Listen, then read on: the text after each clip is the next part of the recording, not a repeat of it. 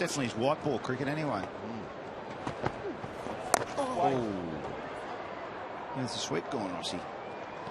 Yeah, I just think could be a real breakthrough innings where he gets a lot of confidence out of it. Shows everybody that he's got a game where he's got good range of shots.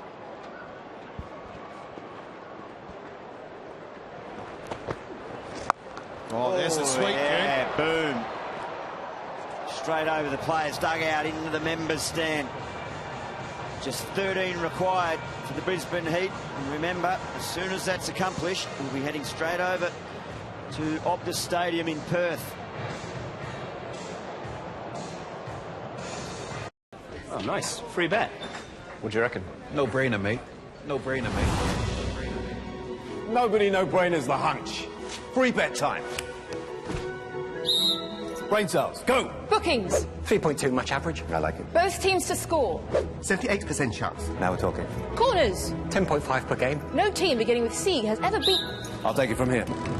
Look and learn. Heed your hunch with Betway's Free Bet Club. Put £25 on multiples for £10 in weekly free bets.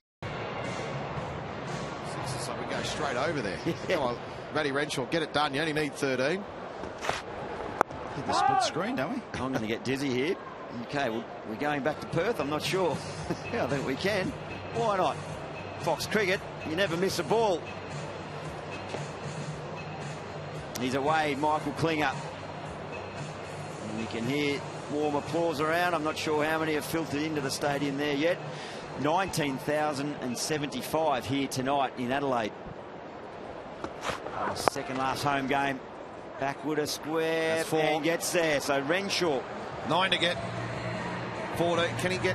Okay, so he needs 9. So he needs to get to 8, which takes him to 94, and then hit a 6 for 100 to win the game. He can do it. He can do it. Going. It's 4, 4, 6. Out of reach. Another excellent shot. Not a great delivery, half volley leg stump. But whippage again, Jim. That back speed and those hands manipulating that ball beautifully into the gap. Oh, no. Safe. It's a teaser. Oh, no. And gets back for his second.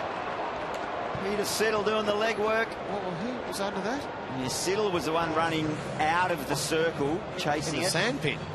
Treaty. It was always safe off the bat. Yeah, it was always out of reach, wasn't it? Oh. He goes to 88, Renshaw. So the dream's still alive for 100. Oh. Just stick your left mid out. Yeah. This is a security guard running on. He could have caught that. Oh, has he got it? No. Is it over? No. 6 to win. 1 shot. The Heat. You said they could win with a couple of overs to spare. 1 shot here, and they will win with a couple of overs to spare. Yeah. None for 3, the Scorchers. A couple of the judges in the commentary box anyway. Oh, no. Did he nick it? Thought he nicked it. Settle down. Over complete over there in the west. We'll come back here to Adelaide with 6 needed. The Brisbane Heat with the 2 points. Yep, 2, mate. 2 maybe. Then he pulled out after that comment. Alex Ross, he might be aware of the situation. 5 required. Renshaw, I think it's going to be a bit of needs a 4 in his. Yeah, it gets him 99. No, he can't. Yeah. Oh. No, it doesn't matter. It's still a great innings. Hit a 6 this morning, so we go over to Perth. Well bowled. Well bowled. Danny Lachlan. 5 from the last 2 overs required.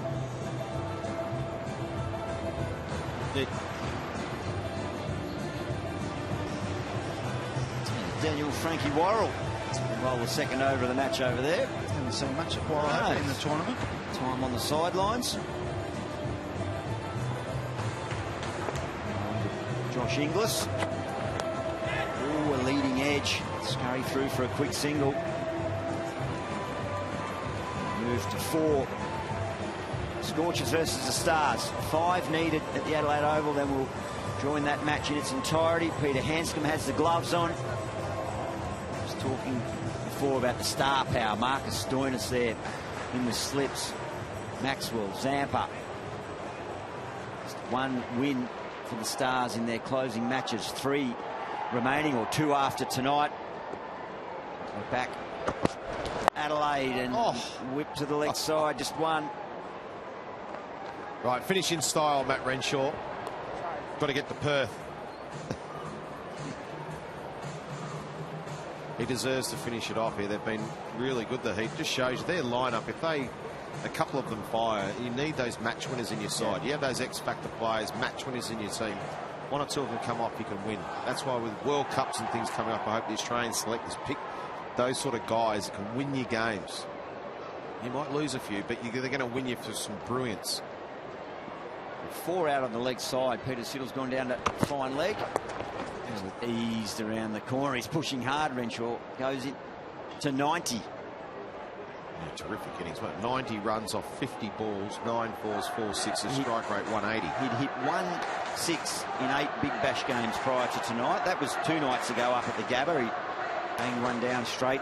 Well, as Mark Waugh said, hopefully this is the innings the catalyst. That really has a big finish to the season and makes some big scores and gives him some confidence.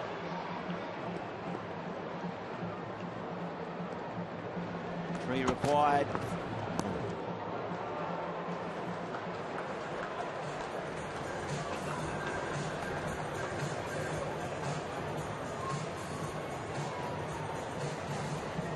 They'll go to 11. They'll join the Sydney Thunder.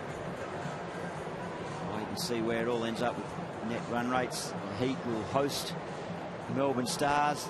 Strikers will play the Perth Scorchers here in Adelaide. A match moved from Alice Springs. Ross goes straight over the head.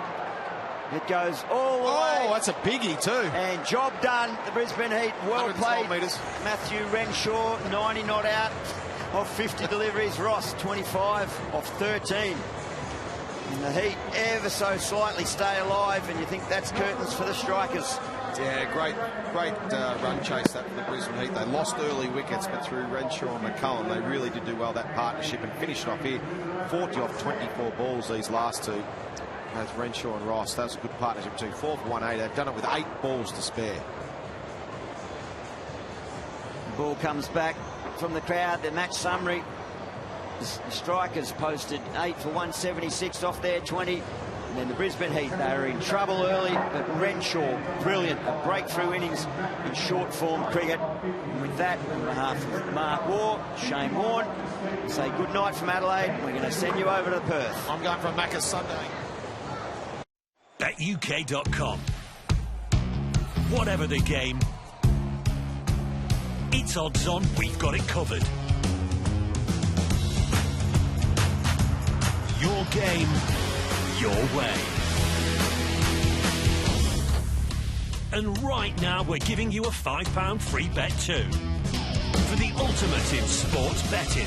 Wherever you are, whatever you want to play. Hit the target, BetUK.com.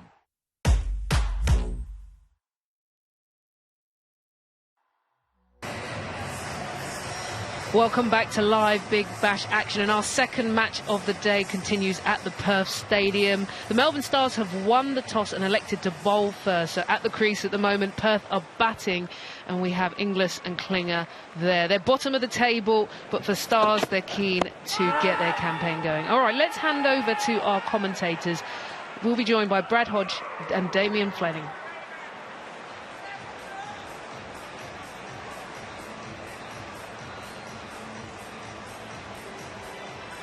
I think he'd be a fantastic coach, but I think he's got a lot to offer behind the scenes as well. You know, he's got his masters in business and sports management, but he's been around for so long, and he knows how everything works, and I just think for him as well, he'd have a lot to offer to any organisation. Brute of a ball there. Cindy, you did say a business degree, not a media career. He's not thinking about coming into the commentary box, is he? No, I think we don't want competition. You don't want competition? No. Maybe friendly competition. It's a bad bloke policy up here today. And Cindy, look, you know, the family's had the challenges, but you know, a possible move back to Melbourne might be on the cards. Yeah, well, you know, we got married almost 11 years ago and left Melbourne as soon as wait for the ball. Left Melbourne as soon as we got married. So we haven't lived in Melbourne or raised our children in Melbourne with family and friends. So it's something we've always wanted. But, you know, if something were to come up here in Perth for Michael, we're very happy here and we do love it. We've made fantastic friends. So we're not going to close the door on that. But, ultimately we would love to end up in Melbourne with family again. Well, we've all got our fingers crossed that he has a big knock tonight. So, Cindy, thanks for your time. And hopefully we'll have a chat to you a little later on, if that's okay. Yeah, no problem. Okay. Thank you. There is Thanks. Cindy Klinger, who's sitting on very nervously watching her husband, who's facing at the moment. Inglis is facing. He works that leg side. It works out beautifully in the gap. He'll get 4.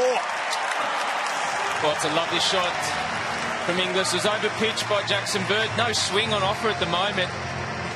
We've seen 2 4s so far this over. Just over-pitched, both of them. That one foolish on leg stump. With a massive bottom hand from Josh Inglis through that vacant mid-wicket area, which they've blocked up now. The slips come out, which that's suggesting that there is minimal swing on offer today.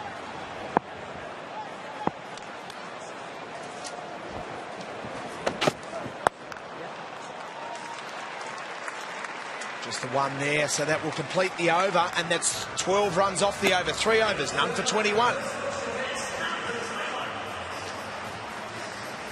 So 3 overs, none for 21. A run rate of 7 there, so a nice start to the Perth Scorchers.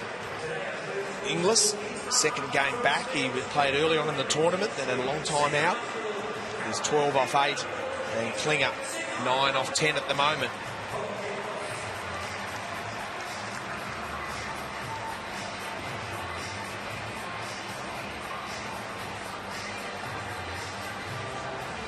Second over here for Dan Worrell. So Perth Scorchers, number 21.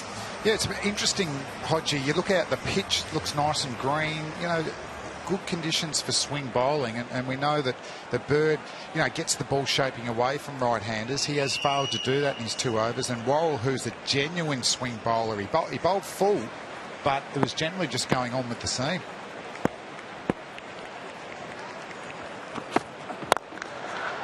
That's gun barrel straight again.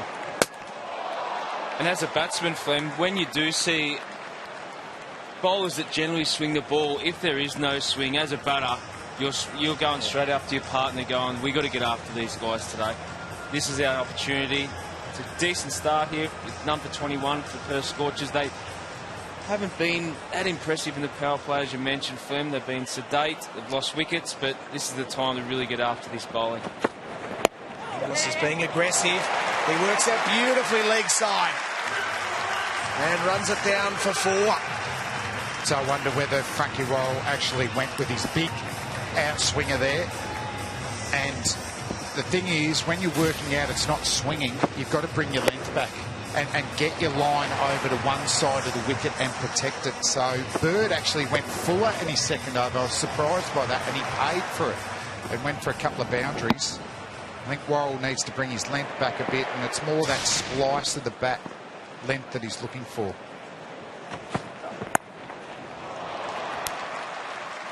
So that's not a bad length, but probably just line a little bit tighter to off stump. So Flem, as a former swing bowler, when it's not swinging, then you start to have to go back to various other tricks to try to somehow... Yeah, my philosophy is if the pitch isn't providing variation, you have to yourself. So for Worrell, who bowls wide of the crease and remarkably can swing the ball away, it's going straight on. Maybe bowl a couple closer to the stumps, change the angle. You definitely got to consistently change your line and length. And just vary your pace a little bit. Can't be too predictable. Waiting. So none for 26 in the 4th over. This is... one of the better starts. Oh, no. This is old-time Perth Scorchers. This is frustrating. Yeah, well, the whole game plan was to try and just see off that new ball. Just play technically correct shots for 4 or 5 overs and target the back sort of 10 balls of a power play. So this is a lot better from Perth Scorchers. Swing and a miss for Klinger, and the head goes back. I think he's what disappointed was his footwork there. Maxi. I think he got excited he had the width to actually throw his hands at the ball.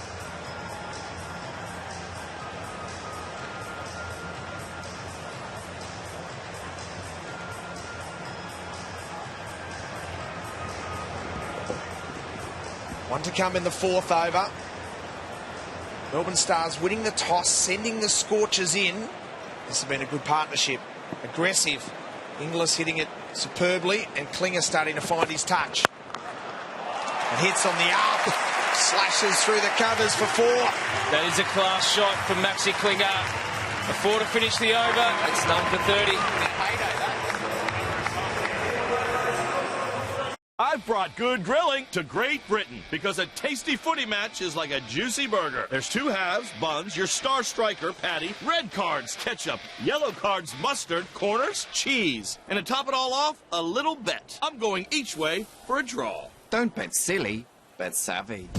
The new Build Your Bet has thousands of combinations to choose from. So why request a bet when you can easily build your own and get your prize instantly? The smart money's on Coral.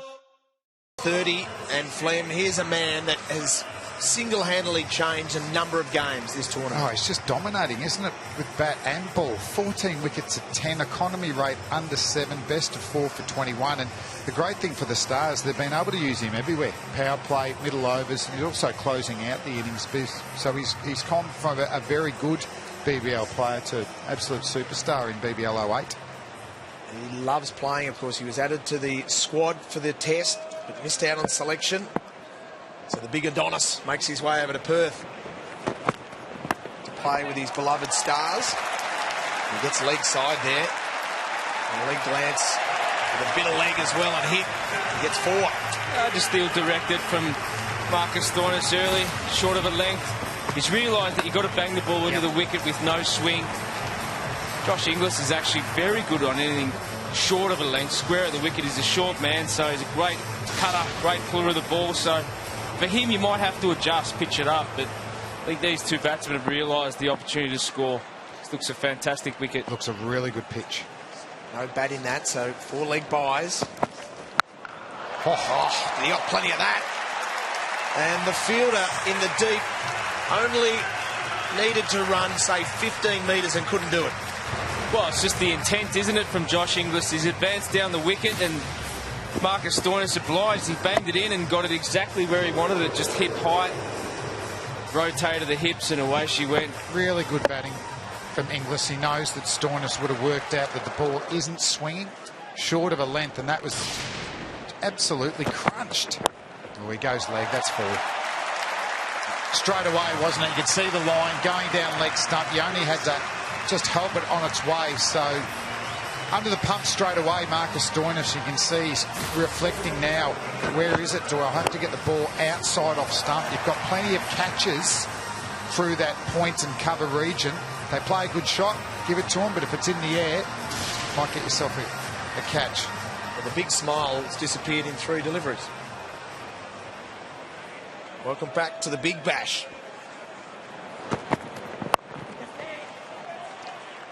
Works leg side, that's just a single. So Nick Maddinson joins us on the microphone at the moment. Nick, it is a nice start by the Scorchers.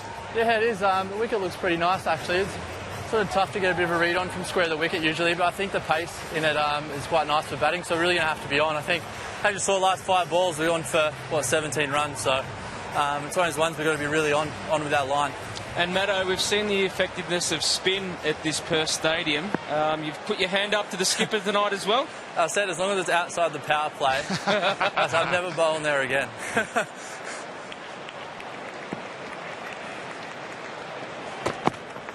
No. What's interesting, Nick Maddinson is actually, as a left-arm orthodox bowler, is a great matchup to Klinger and Inglis, who have had, well, certainly Klinger probably is a fraction vulnerable against left-arm orthodox, as all right-handed batsmen are. And you know, Michael Beer is one that Melbourne Stars used on many occasions to come over here and open the bowling against Klinger with success. But they haven't got that option in today, so... Maddinson was bowling in the warm-up. Yeah. Oh, that's a cracking shot. That's 4 more. Well, this is a huge over for the Scorchers now. 17 off the over. 5 overs, none for 47. Well, just to give you a bit of team news for today's game, a couple of changes for both sides. For the Perth Scorchers, 2 players back in, Michael Klinger and Coulton Isle. Klinger has just announced this is his last BBL game, so he'll be looking to make an impact for the Stars. A couple of changes as well. Gotch and Worrell back, but big names on that side. Glenn Maxwell, Bravo, and of course Liam Plunkett from the UK. So lots of superstars on show. Big Bash game just completed, and courtesy of a 90 not out by Matt Renshaw and the sweepologists with 25 not out in Ross. The Brisbane Heat have chased down the Strikers, and the Strikers needed to win to put the pressure on the Melbourne Stars. So, wow, Brisbane Heat, big upset there. Shouts of catch it, he's in trouble here. Because it's Maxwell and he doesn't drop him. And Inglis is gone. He doesn't drop it at all, Richo. He is a super fielder. We've seen a number of catches go down here at the Perth Stadium. It's been a bit of a bogey ground for the fielders, but not for one of the best fielders in the world. Just pitched up again. Inglis trying to go over the top. Just top the outside edge of the bat. High in the air. Maxwell running back, takes a safe catch. It's a good start from the Perth Scorchers. There's a handy knock from Josh Inglis, 26 off 16, but it's 1 for 47. William Hill customers are enjoying bet boosts on their ACCAs. And now the boosts are even bigger. Choose the ACCAs that you want to boost and get better odds and more returns on your winners. Bet boosts are available every day, online and on mobile. All you need to do is create an ACCA with 3 or more selections, hit boost in your bet slip, and you're away. More control, more value, more to celebrate. William Hill. This is more.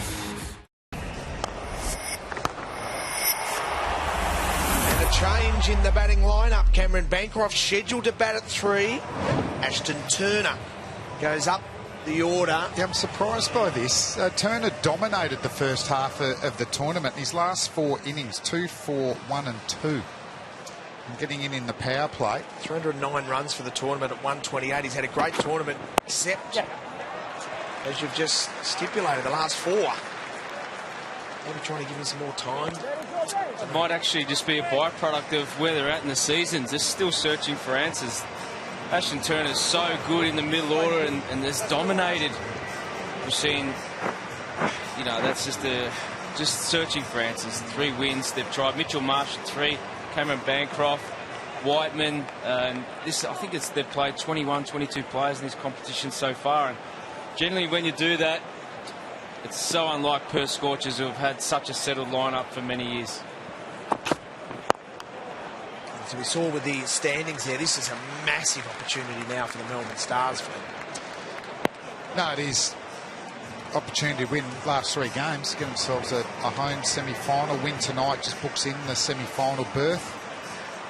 See, the Hurricanes have been fantastic through the tournament. They've dropped a couple. The Sixers are building really good momentum, as are the Melbourne Renegades. I reckon we're in for a cracking final series. It'll be a Melbourne derby in a semi.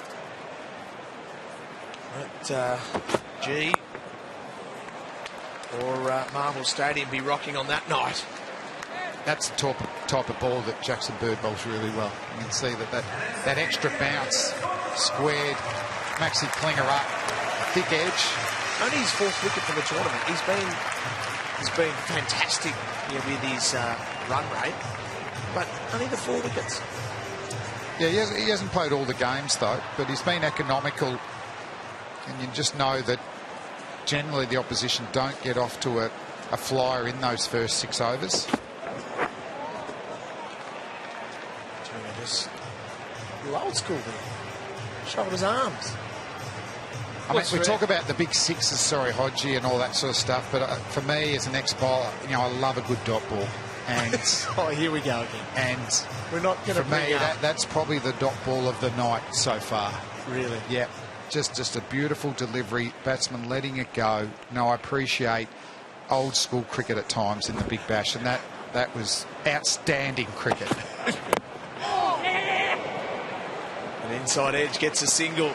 So, terrific over there for Jackson Bird. He gets a wicket and only concedes 4 into the power play, 1 for 51. Join Bet365 and discover the power of the world's favourite online betting company.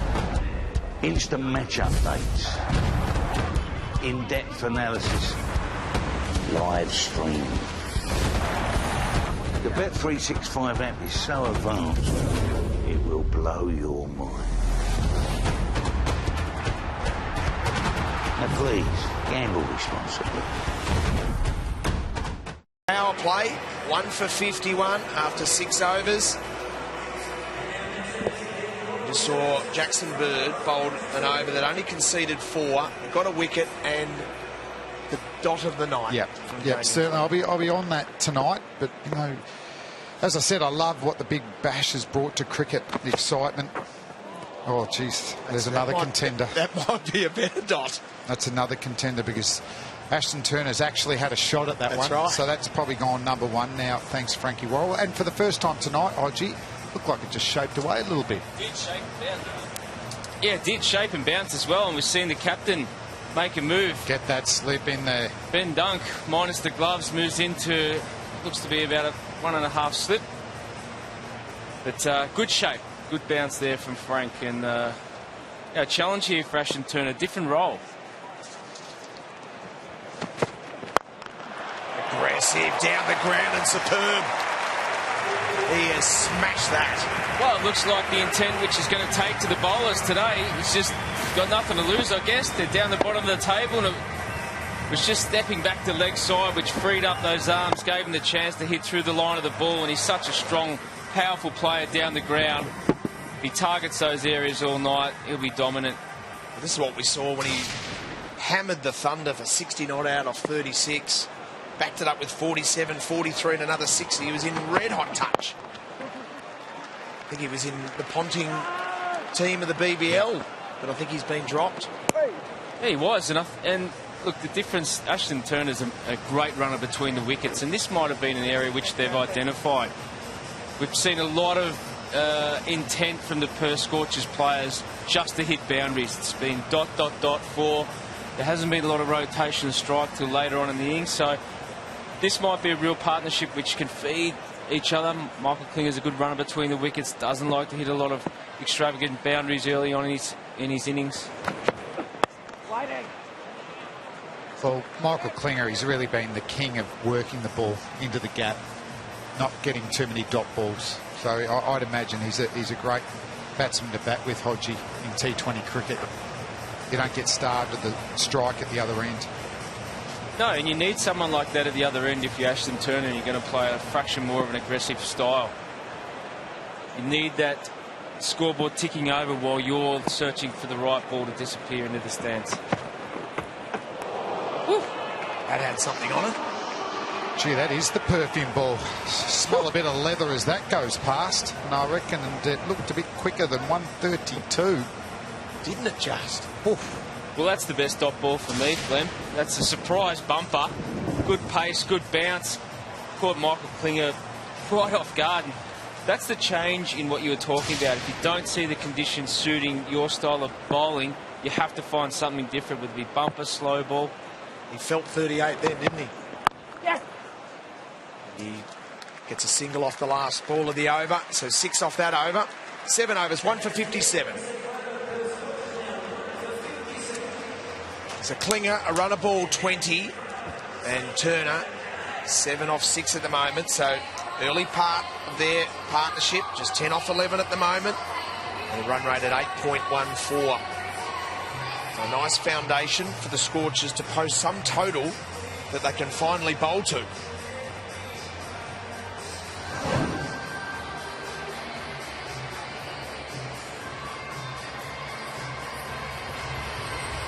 Let all our cricket fans just settle for early on in the week and then launch into Blunston Arena. The Cane Train versus the Renegades, so 2 of the form teams. And then Brisbane Heat, who are just becoming annoying to some of the finals teams. Can't make the finals, but are shaping the finals to play the Stars. Here's Dwayne Bravo. Something happens when he's got the ball in his hand. Yeah. A bit slow then. Direct hit is out. Why was he so slow to react? It's almost like he gave up.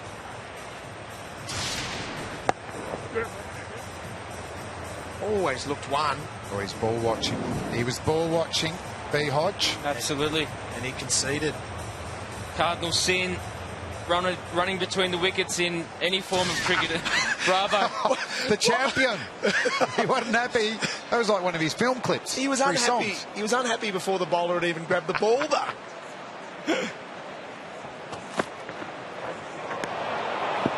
Well, signal to wide, but the funny thing about Brav is that he actually can't sledge anyone or criticise anyone because he's had his wisdom teeth out only a couple of days ago, so he can't talk. No. Yes, so even if he was frustrated and wanted to shout at someone, he couldn't do it. He can't actually physically speak. We'll see a lot of gesturing. Just look there, like he's just using his hands to set the field. And well, I tell you what, the swelling's gone down. Like he looks good in his face from his... Those techniques have changed, I think. Oh, right, when you had yours out, Richard. Sure. Mate, I've still got mine in. Extremely wise. There's 4. Well, the slow ball from Bravo, and it seemed very slow, 82 kilometres an hour. It seemed like an eternity to reach Turner, and just had all the time in the world to dispatch it over the mid-wicket fence. I think that ball yawned as it went down. It was that slow.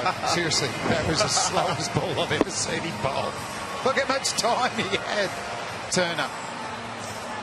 Hope you're enjoying this. We had drifting Damien Fleming pre-game, which has gone berserk on Twitter, and we've got the orthodontist Brad Hodge as well in the commentary position. He's done a bit of that in his time, Bradley. It's on his LinkedIn profile. No, it is. We've been talking to Hodgie when he was looking. You were actively seeking opportunities on LinkedIn. Correct. You have to be actively seeking to be looking is that for the key to it? Yeah.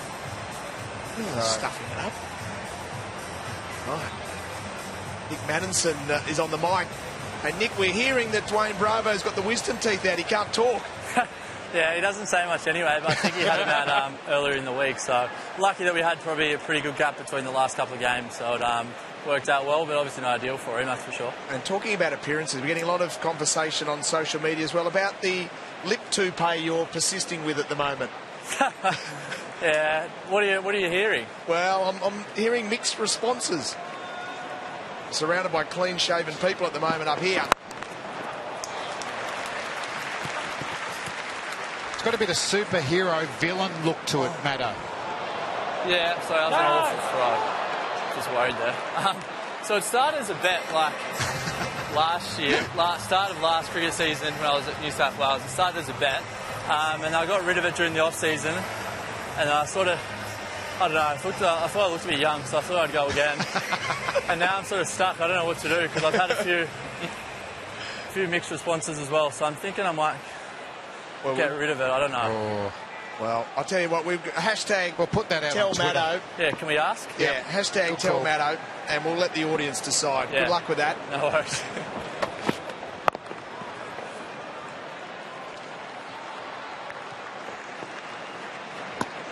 What's your votes? You tell me.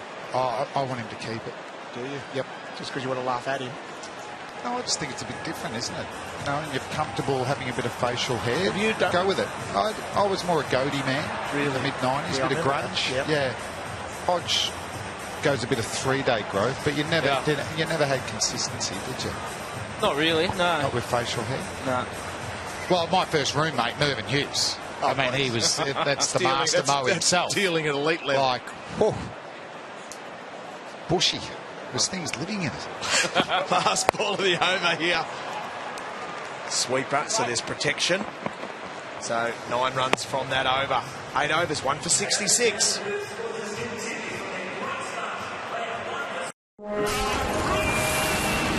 Let's, and everybody!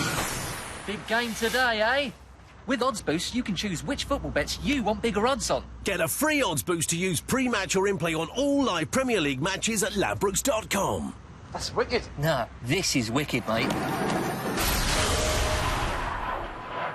I fancied a walk anyway.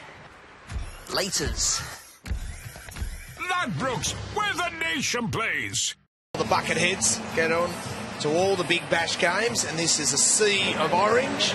And the bucket heads are seeing themselves on the big screen here at the Perth Stadium.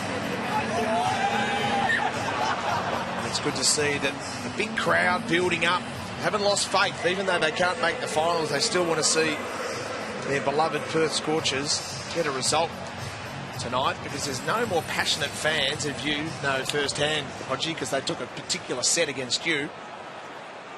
They love their home team. Yeah, he's a bit of a villain over here in the West, Bradley. Got to get the security to get him in. Here's Plunkett. Yeah, optimistic two call there. But you can just, we've got a great view, haven't we, straight down the pitch at Perth Stadium, and it is a ground. It's not unlike the MCG, where I think 2s and 3s are on the cards if you're prepared to run quickly between the wickets. Well, I'm a little surprised we haven't seen Adam Zampa into the attack so far. We've seen that Fawad Ahmed, a few other spinners, Chris Green, and also, you know, from the Renegades had some success here. Cameron Boyce. We've seen how it stops the momentum and creates opportunities. So, I'd like to see him introduced pretty shortly. You and I were commentating on a game, Hodgie, when the Thunder, I think they bowled 9 or 10 overs in a row straight after the power play of spin. Correct. Yeah, it was definitely a strategy that Sydney Thunder had brought here, only because most of the times, you know, the Perth Scorchers are vulnerable against good leg spin or good spin bowling. So, you know, that tactic probably needs to be introduced pretty soon. And Ashton Turner has been pretty aggressive against spin, but can also yield wickets. It's leg side again. At the moment, this is just playing beautifully into the Perth Scorchers' hands, where, you know, this is the Perth of old, getting 1 for 70 with, you know, 11 plus overs left to go in the power in the game. 10 and over from here gets them to 184, so there's plenty of power left in the shed. They need a breakthrough, the Melbourne Stars, so continuing with this pace attack hasn't actually, the thing that's worked here in Perth has actually been spin. The Klinger on 23. He's hit that hard. Good to just see too the battle between an experienced bowler in Plunkett. You know, Turner using the crease. Saw the first ball the over, he gave himself some width outside the leg stump. Plunkett was good enough to follow him. On the third ball, Turner went the other way, was able to access the leg side.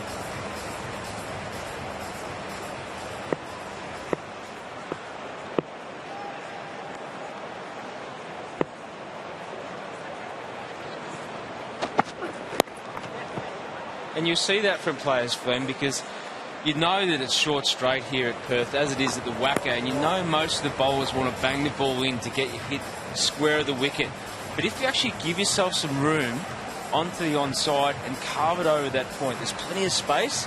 And the other way you can go is to the onside, or move across the off stump and get all this space or real estate out on the onside. So well, that's what Turner's done, and he's been able to just rotate the strike. There's another one. I mean, that's great cricket there. Really smart batting from these two.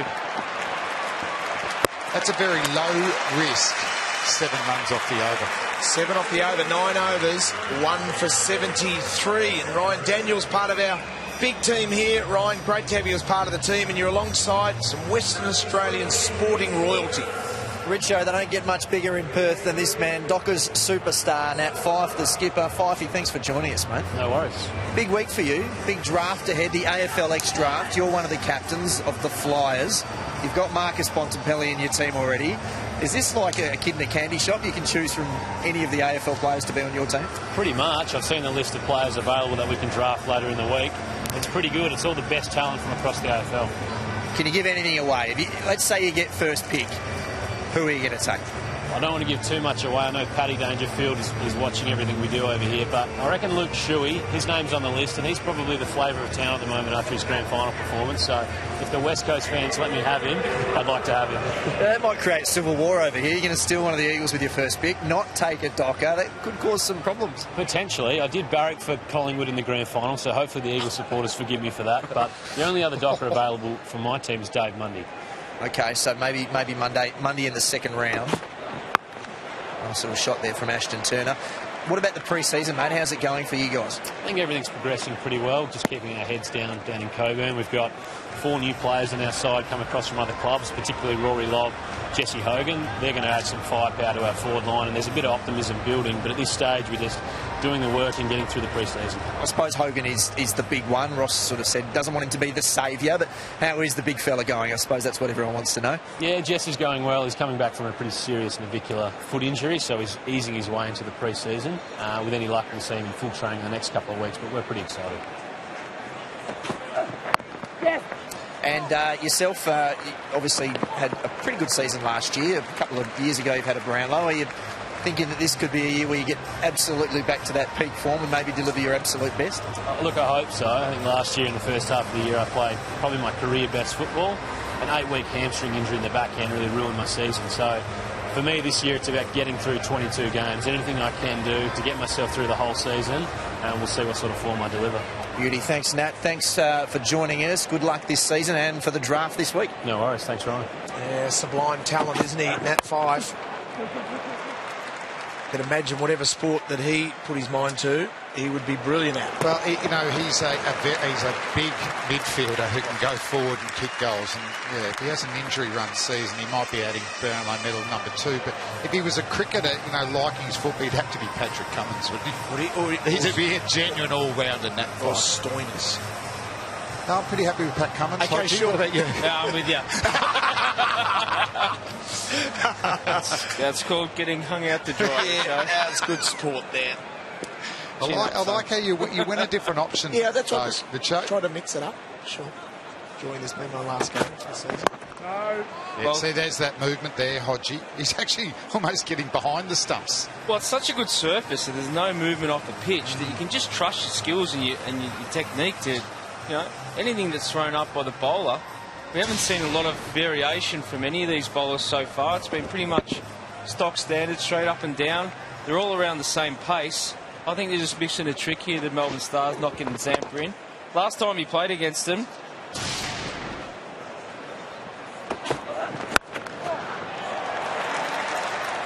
and when you're bowling, it's a nightmare because instead of just running in and going, I'm going to bowl a ball just outside of stump, a bit shorter or a bit quicker, you're actually conscious of the batsman. And, you know, normally you're the proactive one and the batsman only reacts to what's coming down. But I like it when batsmen are proactive because you're thinking if he moves to the leg side, I'll do this ball. If he goes the other way, I'll have to go that way. So once you're running in with 2 or 3 thoughts, it's an absolute nightmare. Well, Zampa got 2 for 18 against the Perth Scorchers last time they played. Oh, beautifully at the G. Absolutely. Here's Klinger on 27. Make that 28. And Fleem, what does that mean? It's 1 for 79 after 10. Oh, nice. Free bet. What do you reckon? No brainer, mate. No brainer, mate. Nobody no-brainers the hunch. Free bet time. Brain cells, go. Bookings. 3.2, much average. I like it. Both teams to score. 78% chance. Now we're talking. Corners. 10.5 per game. No team beginning with C has ever beaten. I'll take it from here. Look and learn. Heed your hunch with Betway's Free Bet Club. Put £25 on multiples for £10 in weekly free bets. 28 off 27. And Turner 20 off 17. And Flem, you put us early on in the broadcast on Klinger watch. Let's not mozzie him though. Right. So he lost the title, Michael Klinger, last game that the Brisbane Heat played, that Chris Lynn is now the leading run scorer of all time in the BBL, taking over from Maxi. He was slopped down to 2, but he is 1 run away from retaining the title, the heavyweight title. And the race to 2,000. They're getting close to that 2,000 runs. 2,000 man. So who can be the first to get to 2,000? You've been calling for it, Hodgie. The headband, it's on. Finally. Maxi listens to Hodgie. I don't want to mozzie Adam Zampa either, but I don't think I've seen him bowl better than he has this summer so far. Nice will be. Good dot ball. I'll tell you what was interesting. I was talking to Adam Zampa about, he met with Rashid Khan at the end of play at Moe. He was discussing the differences in their technique, about how he holds the ball, about his wrist position compared to Rashid. It was amazing. Get it, Tom. Oh. And there it is. Klinger gets to 29. Well, he raised the bat. Can we get up to him? Nah, he's that team orientated. He'll know, but he won't acknowledge it. So Right. that's the man. That's the smile. There it is. Look at that. 1946.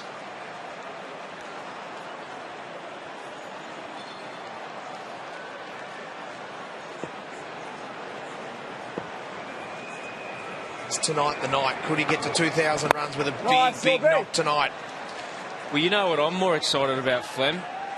He's actually 21 runs away from my chance of actually getting... Oh, that's right. A gutsy Oh, the call, gutsy right. call, I've yeah. been absolutely shocking so far this year. I didn't want to mention it.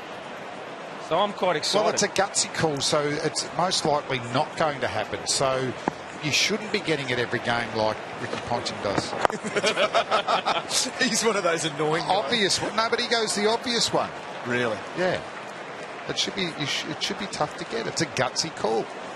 The skipper will be watching, listening. Really? Yeah. No doubt. And mine have been more You're my favourite outrageous. player of all time. He is. He is. Skipper is conservative with his gutsy calls, isn't he? That's why he's a skipper. He makes good judgment calls. Knowledgeable, smart. And this is what Zampa's done already. Come on, 3 runs off the over from his first 5 balls.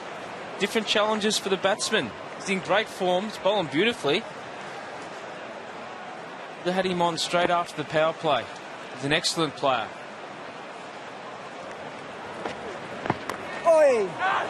Another miss, so he draws a number of errors in that over and only concedes 3. 11 overs, 1 for 82.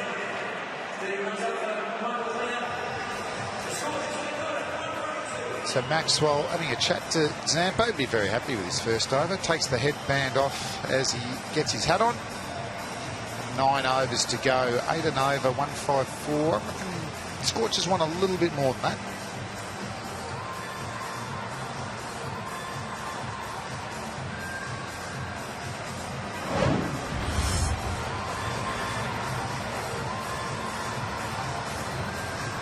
And that is the all-time list. And Bradley Hodge sitting alongside me, sits there in the top 10 all-time. Sean Marsh scheduled to play, but out with a hamstring injury. Cameron White's had a wonderful Big Bash career. Aaron Finch, 51 matches. But he's just short of 1,800 runs. And Michael Klinger right at the top now. High and trouble. And that is the end of him. Madison takes the catch. And Klinger goes for 30. Well, disappointing end for Maxi Klinger. He knows he would have loved to have pressed on with a big score tonight for the Perth Scorchers. And you can see the disappointment in his face. There's his wife, Cindy. She'll clap him off. Been a marvellous performance for him throughout his career for the Perth Scorchers. They love him here, this crowd. Well, he's been the backbone, hasn't he, of a successful era for the Perth Scorchers. He's won a couple of titles for them. And we know what a great teammate and team player that Michael Klinger is and how passionate he is for the Perth Scorchers. And he leaves as the #1 run scorer in BBL history. Hopefully another game for him away from home. But look at the respect he's gaining from his teammates and his home crowd. That is brilliant. A wonderful response and reaction and ovation for Michael Klinger. And a contribution to the franchise of the Perth Scorchers, maybe like no other. And appropriately, he finishes his last game here in Perth with the record as the most runs by any player. I think it just feels right.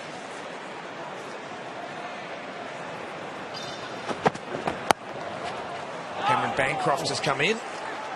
Yeah, he's been in mixed form. Cameron Bancroft's made a couple of good contributions at the top of the order for his team, but been a bit mixed. I think that that dismissal of Michael Klinger was a result of 2 really impressive overs from the Melbourne Stars. On the back of Adam Zampa bowling an over for 3, it forced the error. Had to keep that momentum up. Extracted the big shot, so partnership bowling is so critical in any T20 game. So well done to Adam Zampa. Let's hear from the man of the moment, Ryan. A great ovation for Michael Klinger. Yeah, it was a special moment, wasn't it, guys? Maxie, what was that like to see all the people cheering for you as you came off? Oh, it's pretty emotional to see the crowd and my family up there. So it's yeah, I could have tried to cry, but no, it was. The supporters have been great for me for the 5 years I've been there and really enjoyed it. Just unfortunately, I just couldn't spend story of my tournament, get to 20 or 30 and try to get going and get out. So unfortunately, I couldn't do any more than I did. But the boys are in a decent position now, so hopefully we can keep it going. And I think just about everybody in this stadium that's not wearing green was hoping that that catch would get dropped, but no such luck tonight. Yeah, Madison's got a pretty good set of hands, so I tried to obviously get it straight to the short boundary, and he pulled his length back, and would have been nice if I got a bit more of it and got it over, and then hopefully it would have been away, but not to worry. Now, I can confirm, mate, you have got the most runs in BBL history again. You've gone past Lenny. Now, we'll talk to you later on in the field, but well done so far tonight. Thank you very much. Yeah, sensational stuff. Lofts down the ground and hits it beautifully. One bounce over the rope for 4. Well, that's a nice shot from Bancroft. It was overpitched from Liam Plunkett, and that just allowed him to just get that room outside the off stump to hit over that vacant region, both mid-off and mid-on or up. Lovely swing through the line of the ball. That's what you can do on this wicket. It's a lovely strip to bat on.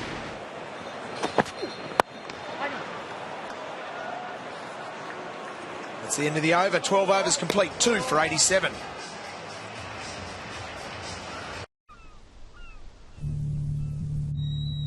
It is not the critic who counts.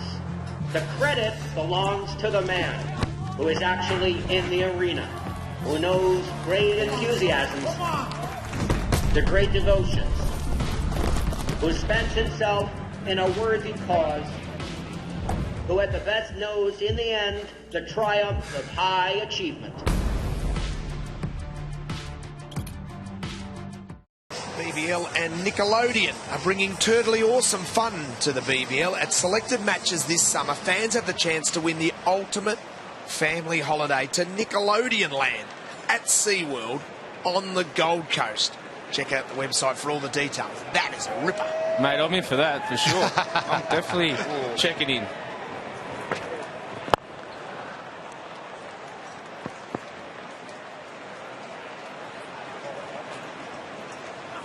Well, Stars will feel that if they can get rid of Turner, he's just got himself to 23 to run a ball. He'd certainly do a lot of damage at the back end. We know his power. He'll have to come into consideration for higher honours in T20 representation and for Australia. He's been there before, got injured, can't quite bowl the way he wants to at the moment. Oh, get it! Played 3 games for Australia at T20 level. But you're right, he offers a lot, doesn't he? And that's back on your theory that you've been talking throughout the Big Bash, which I 100% agree with you about, picking specialist players for roles, not just picking the top 5 run scorers. Yeah, and I think communication's also important. I mean, we see him batting at 3 here today, but it's unlikely that he'll bat at 3, you know, in that Australian T20 side. It's going to be, you know, 4, 5, 6 or 7. So we need to find players who can nut down that role. Who knows? He might have ambitions to get to the number 3 position for Australia, but you know, whilst we've got heavy hitters at the top, it's more than unlikely that the specialist role down the order is critical for Australian cricket, more so than the opening batters.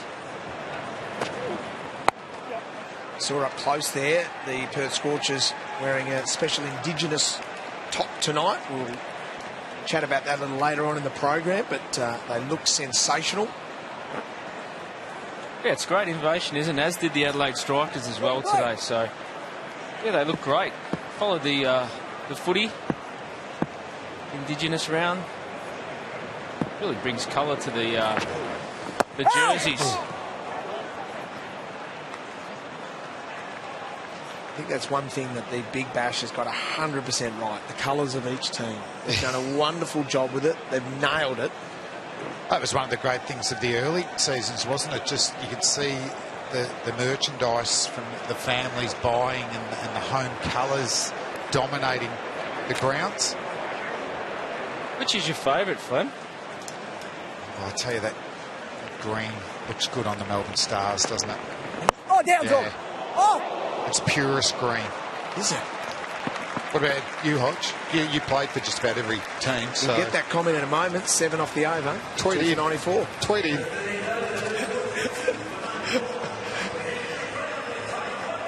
So 7 off the over, 13 overs, 2 for 94. This partnership just 12 off 11 at the moment. Turner a run of ball 25 and Bancroft at 8. Run rate 7.23. 10 and over from here is 164.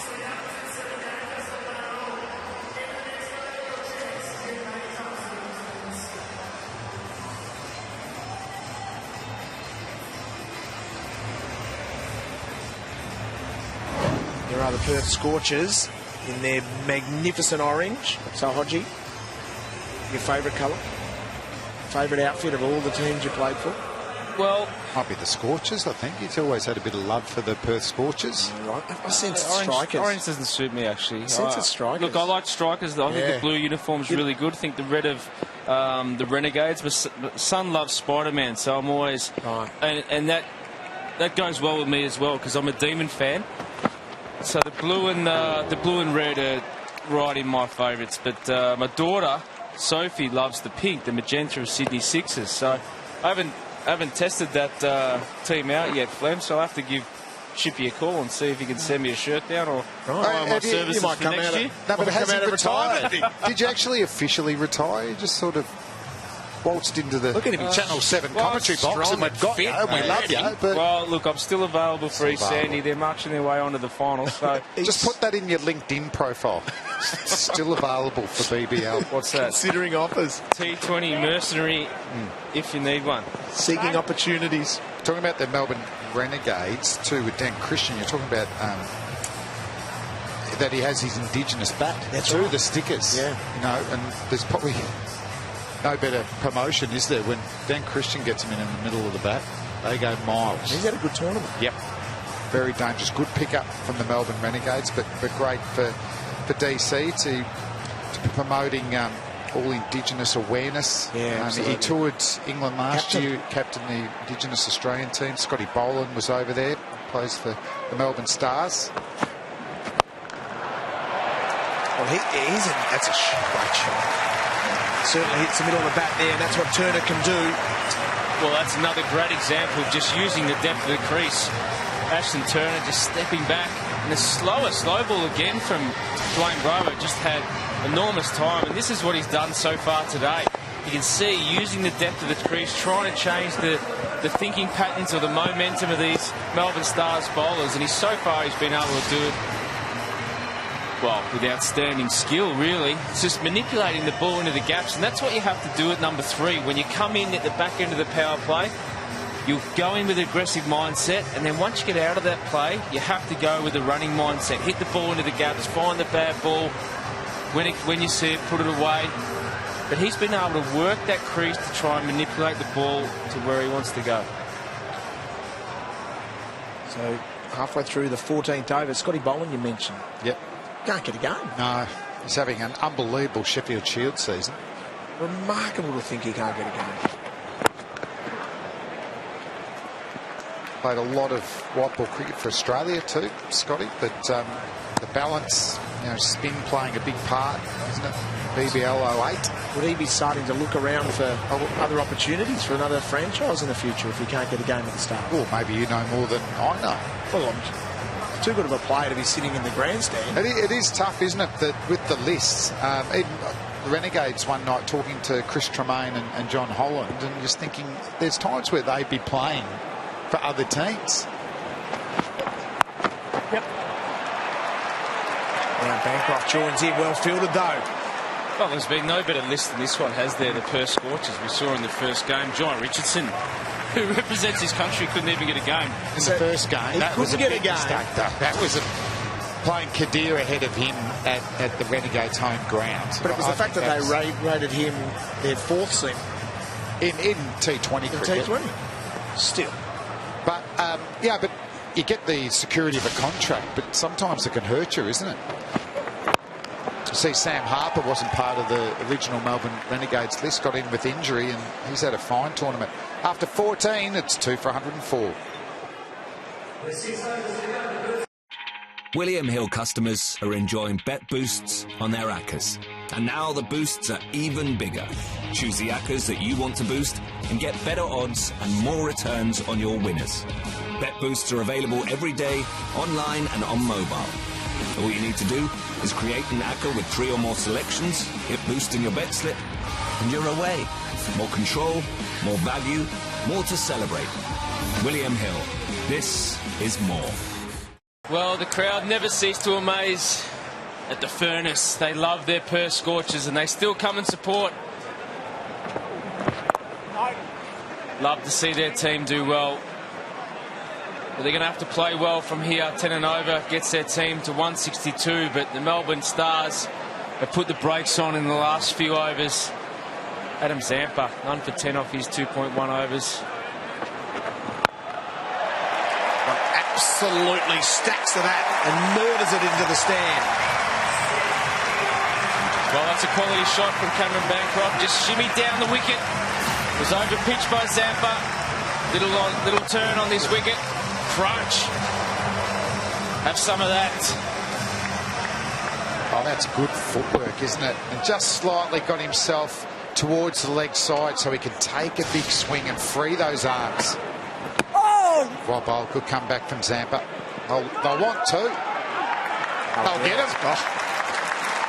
Basted perfectly. Yeah, it's amazing that footwork and going leg side of the ball, Flem. You can do that on this wicket because the wicket is so true.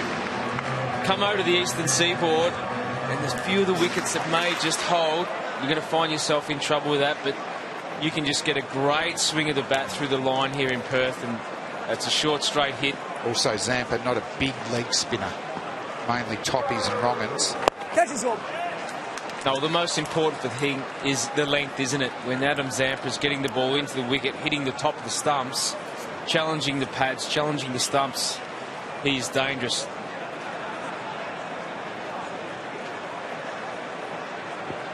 And a very good partnership. 31 off 21. Just knowing that Turner, he's only hit the 3 4s at the moment. Really can accelerate now, aren't they?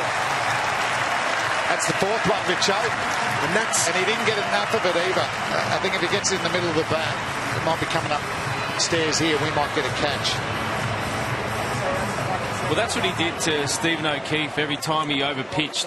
Absolutely pumped him into the stand. It was the first time that O'Keefe had been taken down by a batter in this competition. He was leading the wicket takers. That's a good finish from Adam Zampa. It's a good over for Perth, 13 off it. It's 2 for 117. So Adam Zampa, excellent first over, second over, plenty of dots. But a 6 from Bancroft, a boundary from Turner.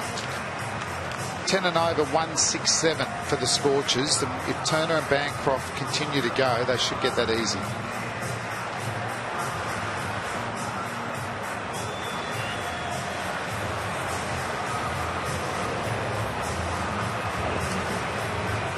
Marcus Stoinis back into the attack. Nick Maddinson on microphone. And Nick, some feedback for you in regards to this magnificent moustache that started as a bet and you're persisting with it. Yeah, how we go? One suggestion said that the 60s were over. That's disappointing for you. So, yeah.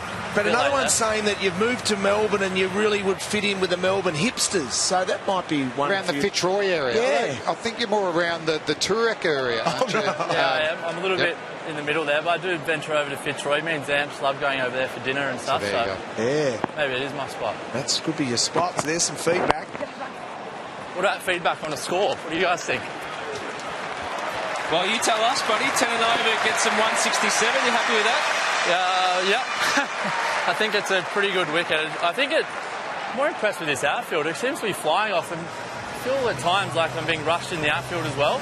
And the ball gets into a gap and sort of feels like it kisses across the outfield pretty nicely. So I think, yeah, I'd be pretty happy with that. But obviously we need to take some wickets now because Turner's faced 30 balls, and I reckon he's just starting to launch a few. So.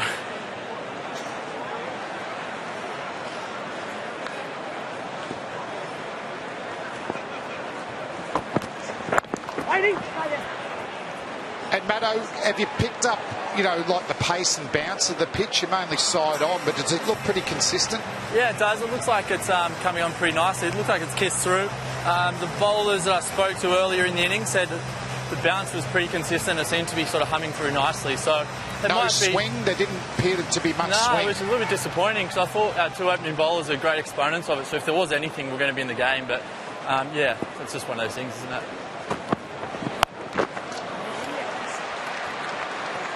Just a one there.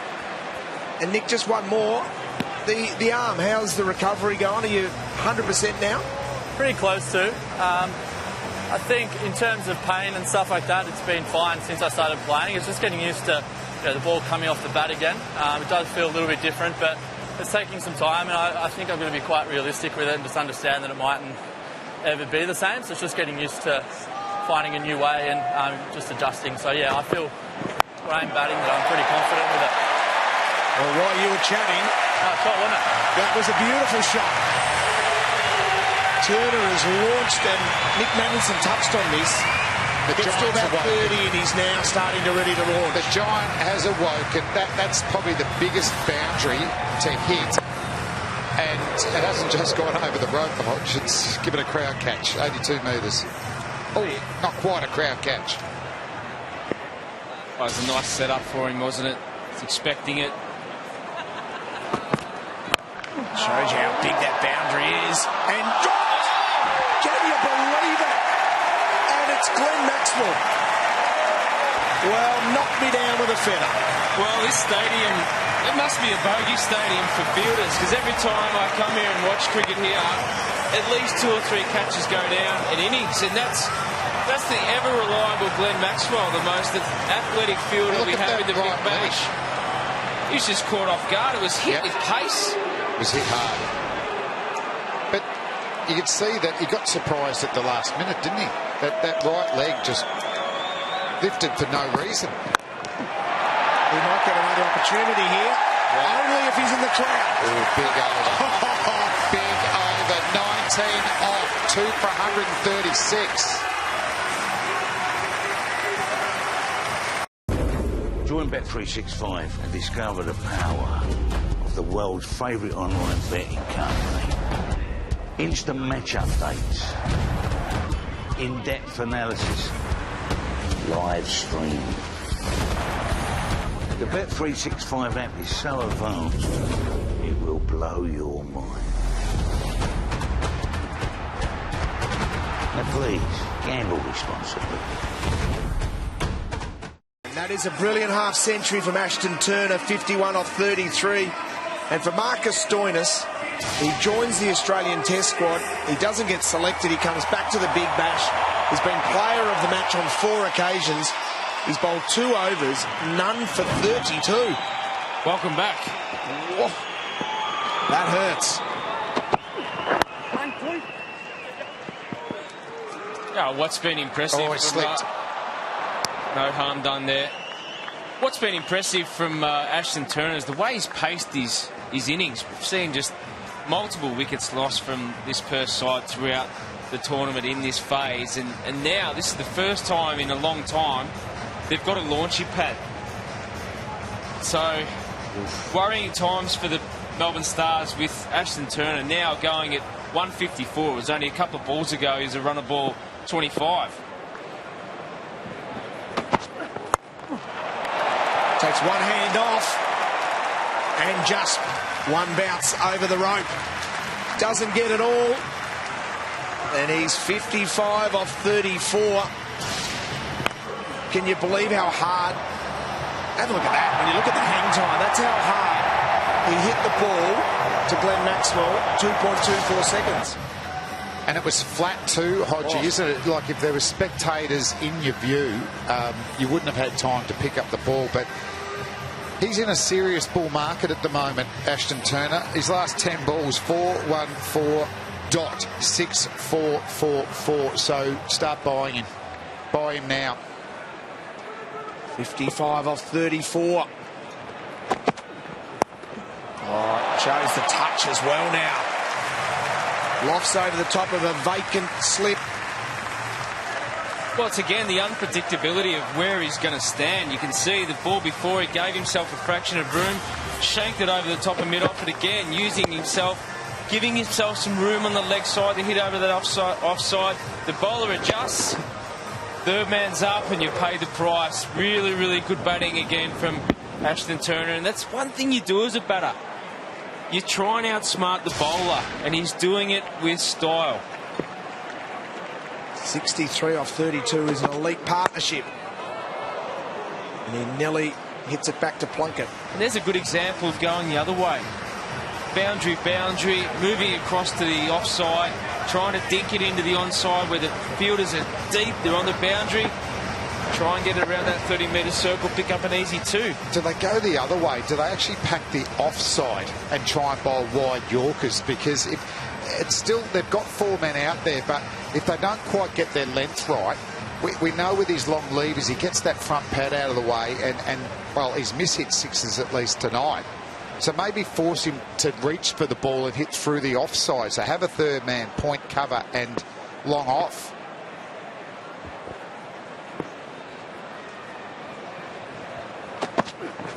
Well, that's the thing is, Flem, it's such a good wicket that anything short of a length and a man in form, you're not going to get beaten. You feel that you can give yourself room and hit the ball actually off the stumps through the point or offside region. So move him across, take him across the crease. Saw Callum Ferguson just dominate that area of the field against the Perth side with a similar field that they've adopted here. But I think Ferguson hits a bit more inside out than Ashton Turner.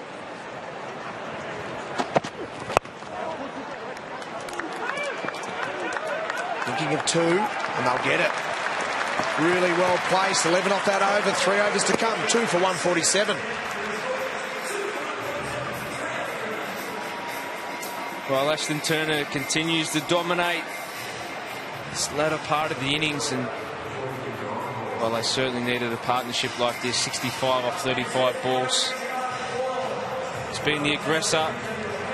10 and over, 177. They're going to need every run of those. Fantastic surface.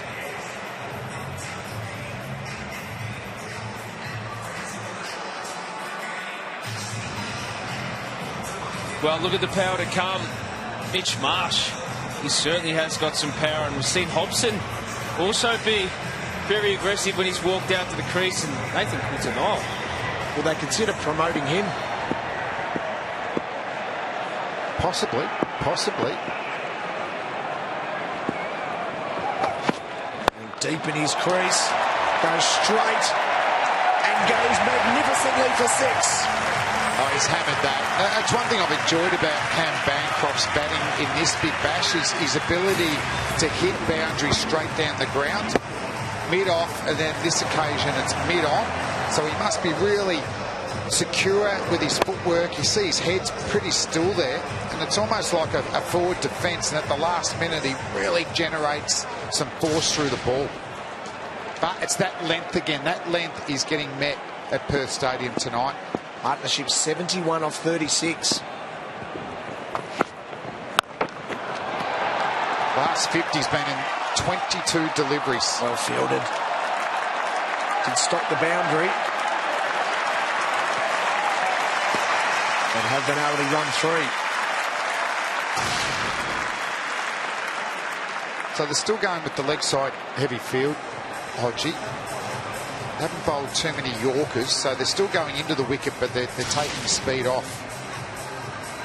Well, we've seen that get met.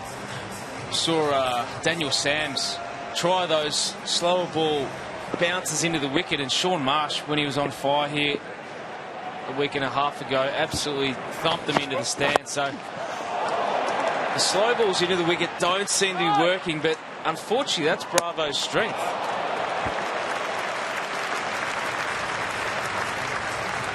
Yeah, I just think you've got to be flexible with the game plans, and obviously this is their red zone when they're getting hits, and where we're going to go defensively and wipe out the boundary options is to pack the leg side. So you can do it for a few balls, but it hasn't been working. They haven't tried the actual 4 fieldsmen out on the offside wide Yorkers method, and I think it's worth a go, because otherwise it's looking at 200. the total. That'll take some batting, Flem, from here. Well, they'll need a Callum Ferguson-like knock, won't they? That's right. From the Melbourne Stars, the big 100. So we've got 14 deliveries to come. So 12 and over from here is 186. So the Thunder chased down in the last over 182. Yeah, thanks to Ferguson's knock. That was something out of the. That was something. You just had to be here to see it and believe it. It was unbelievable knocked over. Stars have got batsmen who are capable of it. We know that. I mean, you can see what he's trying to do here, Bravo. He's trying to close down one side of the ground. And he's probably got the skill to be able to do it as well. He's done it before and done it in the past. But any sort of error on the short side, and it's going to disappear out of this stadium. He's going to have to be fuller. Try and target the heel of the batsman, not necessarily the stumps. You don't want to target the stumps. Target the heel. Get him to hit it out to one of these four fielders on the onside.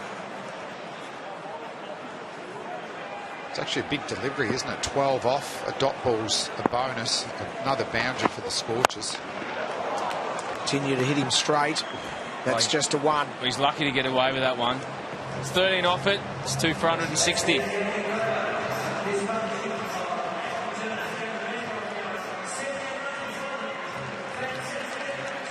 So 13 off the over, 2 for 160 after 18. Turner 63 off 40. 7 4s and 2 6s striking at 157. And what about this little cameo from Cam Bancroft? 36 off 21, 2 6s and 1 4, striking at 171. So as a result, the partnership's 78 from 41.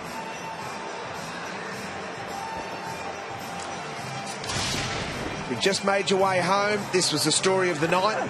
Last home game for Michael Klinger. He needed in excess of 28 to walk off Perth Stadium as the highest run scorer in BBL history, and he did that, and he got a wonderful ovation by the crowd and his wife Sydney. So great achievement. And he likes it. He was great. Happy to have a chat. We've got him mic'd up in the second innings, so looking forward to that. Yep. Yeah, you'd be pleased with that. I mean, the last thing you want to do is walk off with a duck in your, last innings, or a low score for your franchise that you've been a part of for many years.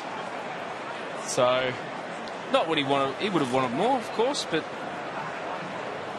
fitting result. It just feels right, doesn't it? The fact that he's only 2 in front of Chris Lynn, of course, who'll have another opportunity, and so will Michael Klinger, and Chris Lynn has got many more years to come. So he will, of course, take that record. Well, Linny's on a different stratosphere, isn't he? He's probably going to get 2,000 runs with just 6s. So doesn't have to run. 1,947 runs. So what is that? 10 balls to go. So they'll want 180 plus, the Scorchers. There's a wicket to be handy for the Stars right now. We're bowling the second last over here, and he's been murdered down the ground. Well, we've seen this at this stadium. If you overpitch as a leg spinner, you're getting taken downtown, and I think this is just a fraction of an error from the Stars, where very hard for a spinner to bowl. Look at 19th over, and that's absolutely crushed. Ashton Turner's not going to miss out on that. Just gave himself a fraction of room and just hit through the line of the ball. And with such beautiful levers, long extension. He liked it too, didn't he? Yeah, he's moved around. I think he's only missed one ball where he actually moved across too much and lifted his head. Just about every other time that he's moved either side of the crease, he's hit it in the middle of the bat. Here's a real challenge, isn't it, for Zampa? Acceleration's been breathtaking from the Perth Scorchers. This partnership's 87 off 44, and they've gone after the big names. They've taken Stoinis on, the Australian player. They've taken Zampa on, and the great international, Bravo. What about, we're talking about the catching and how important it is in the BBL. When he was dropped by Maxwell, Turner was 41 off 31. So he's made 28 off 10 balls. Well, we're seeing some costly drops here this year. Just add that to the long, long list. He's got 9 balls to go. Well, he'll be just trying to hit it back straight over Zampa's head again, but can he get a Yorker in? He slows it up. It's hit higher on the bat. Has he muscled enough? No, he hasn't. He's gone. And it's G. Maxwell that takes the catch. So a bit of relief for the Melbourne Stars captain. But that is a mighty knock from Ashton Turner. He is such a promising young player. Well, Adam Zampa will be happy. Gets his first wicket, but Turner's done all the damage. He's looking for another big piece of it as well. Wasn't far away from getting it either, but well done, Adam Zampa. Just drew his length back a fraction. But what a knock that's been. 69 valuable runs for his team. BetUK.com. Whatever the game, it's odds on, we've got it covered. Your game, your way. And right now we're giving you a £5 free bet too. For the ultimate in sports betting. Wherever you are, whatever you want to play. Hit the target, BetUK.com. Courage from Zampa. I thought he might go a bit fuller than that type of length to Turner. Bancroft.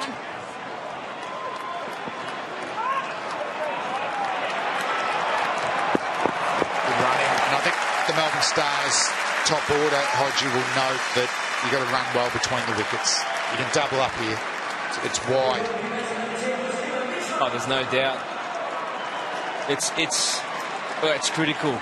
You have to be able to manipulate the twos into these wide features of this ground. Similar to that of the MCG, hard to defend.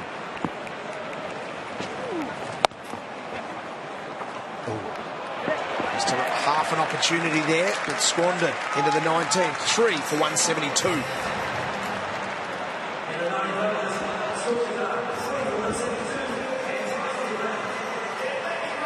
So 1 over to go. Mitchell Marsh hasn't faced a ball. He'll be happy. Maybe the 6th first ball. Big over gets them into the mid-180s, which is a fine score. Tough one to chase down at Perth Stadium.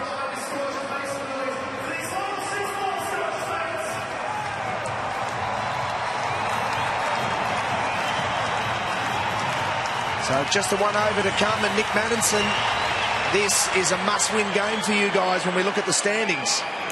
Yeah, it's made it tough for ourselves now. They've played pretty well the last 4 overs since we spoke. Straight down the ground superbly as well. So Bravo to bowl the last over. Bancroft, 43 not out, and there's no bigger hitter in Australia or in Big Bash than Mitch Marsh. Perfect guy. The Bison is the big Bison. Yeah. Look, I think he'd be spewing actually. I think he would have been like to get out there a little bit earlier than this. He just has been struggling for runs lately, but it's the last game of the year for him. Get out there and try and pump it into the stands, young Mitch. That's what he's good at. Doesn't have to think too much about it. If it's in your slot, have a go. Jeez, that's a good ball. It's going to cost him. Liam Plunkett. He was going nowhere, the big English quick, was he? He was putting in the big ones, but going nowhere. He's on the treadmill, isn't he? That one. Absolute treadmill from Liam Plunkett there. Off-spinning Yorker. What a good ball. Bravo can't believe his luck there. It's a good effort in the end. It's been expensive tonight, Bravo. 37 so far with 4 balls left. He's lost his wisdom teeth. Well, he probably can't speak to the captain and get the field he wants.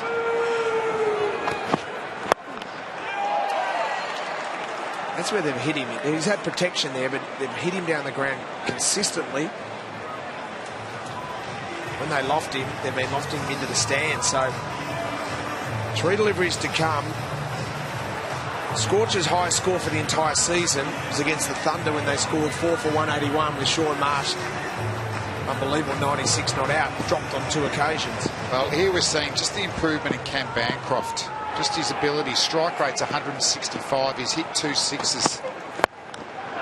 Swinging hard, well bowled from Bravo. Just interesting with that, the dismissal of Turner from Zampa. The previous ball, he got hit for 6. Look where it landed. And he's hit it in the screws. Next ball, it's pretty much the same ball, but maybe there was a little bit of overspin. It hit higher on the back.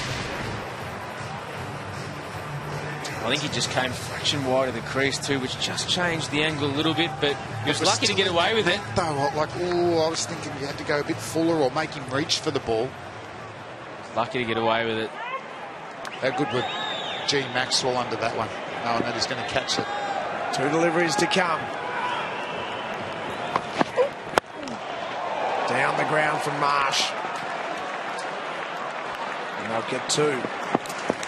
So Mitch Marsh to face the last. Well, I know it's not his strength, and it's not even probably in his repertoire. I mean, I'd love him to try a reverse sweep here. No. You know it's going to be full. Yeah. Why not? It's the last game of the year. It's the last ball you're going to face in Big Bash.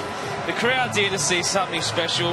Well, he hasn't had a great summer. Do you want it to actually go, this sums up his summer? You can talk about it. Or just get a single, just block it and get down the other end. Reverse sweep. There's no one out there. I'd love a block. He misses a fully, if you don't mind.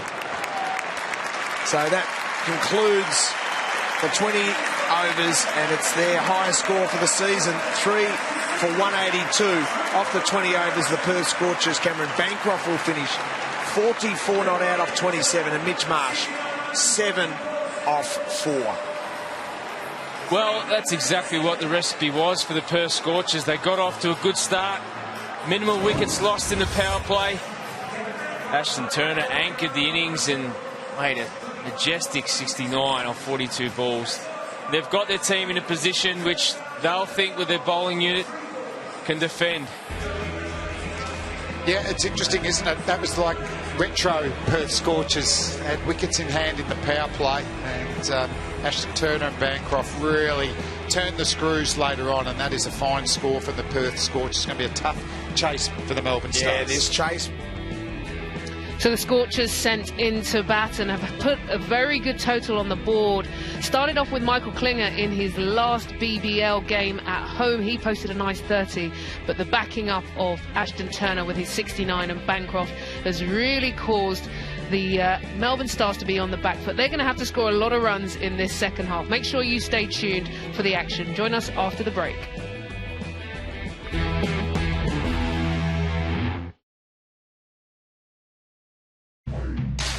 Introducing the first Premiership Rugby Cup. All the big teams, the young stars, but the same hunger for glory. The Premiership Rugby Cup on BT Sport. It's time to shine. The Europa's rolling back into town, and this time it's winner stays on. What's happening, Unai? Your Gooners Barte be ready. Tasty draw, boys. What a goal for Valencia. But Celtic Park was made for nights like these. And as for the Chelsea, time to go mash up some Swedes. The UEFA Europa League, live and exclusive on BT Sport. What if you could sail into a world where anything's possible? A world where every day brings something new. What if a ship could transport you in more ways than one? At Celebrity Cruises, we never stop asking, what if? Book your Celebrity Cruise now and enjoy savings on selected 2019 sailings. The world is open. The sail is on. Celebrity Cruises. Join Bet365 and discover the power of the world's favourite online betting company. Instant match updates, in-depth analysis, live streaming. The Bet365 app is so advanced, it will blow your mind. Now please, gamble responsibly. British business needs. Identification of underserved markets. More support for startups. British business needs to lean on trusted partners to deliver success. British business needs continued support for innovative companies. To celebrate, support and connect entrepreneurs here in the UK. Find out more about Great British Business on the Telegraph website. Switch to Abel & Cole and you'll be surprised by what you can find. There's organic fruit and veg from our friendly, trusted farmers. And responsibly sourced fish. Our cleaning products are environmentally conscious. There's all the bits to fill your cupboards ethically, even pet food. And don't forget the vegan treats. Even better, less plastic and all delivered in boxes we reuse. Save £15 on your first order. Abel & Cole. Live better easily.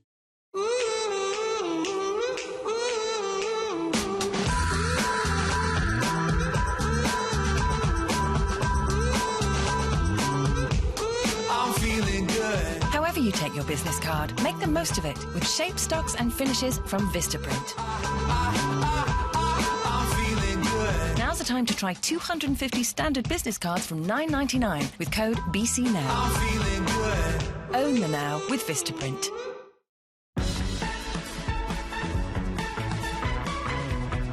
Wonderful goal for Burnley. It's knocked on and it's in.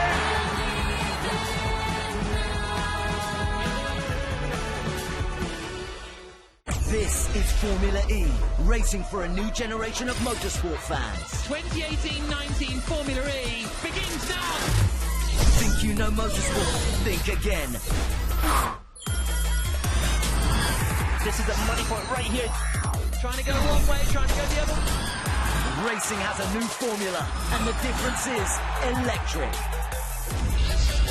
The season continues in Mexico, live on BT Sport.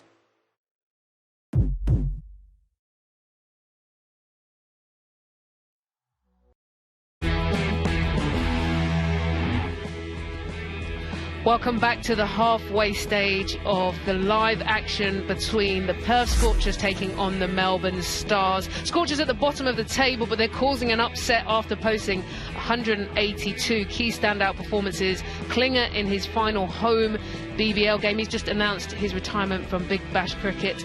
And then also Turner, exciting player, 69 off 42, and a cameo from Cameron Bancroft. From Ashton Turner, sorry. Let's look to the action previously, and one person who really stood out was Turner. Promising young batter, he's actually been Perth Scorchers' lead run scorer for the season, and they have struggled for runs. But today he came to the crease, very dominant, caused a lot of problems, some clean striking down the ground, very balanced in the crease, hitting bowlers like Stoinis, who've been in top form all around the ground. His innings consisted of 7 4s, 3 6s, a bit of luck at times as well.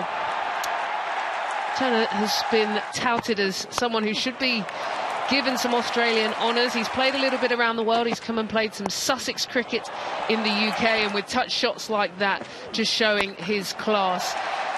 Some big strikes down the ground, and very difficult to bowl to. Zampa, in the end, finding it difficult to bowl to him, but towards the back end was able to find a way to get him out. He was ended up hauling out to Maxwell, who won that hit high up on the bat. But an outstanding performance with the bat that continues his run as the lead run scorer for the Scorchers. And although it's not been a positive season for them as a whole, he will be very pleased. Another person who came to the party today with a cameo at the back end of the innings was Cameron Bancroft. He scored 44 of just 27 deliveries. His innings consisted of 1 4 and then 2 large sixes. This was the first going down the ground just over mid-on, and then shortly after the second came. That was the best of the lot, just a simple punch down the ground. Impossible for Dunk to get hold of that one. So you feel that between the innings of these two, there will be a lot of fireworks in the second half to keep hold of that. So that's the scenario. Melbourne Stars require 183 runs to win. Join us for the second half after the break.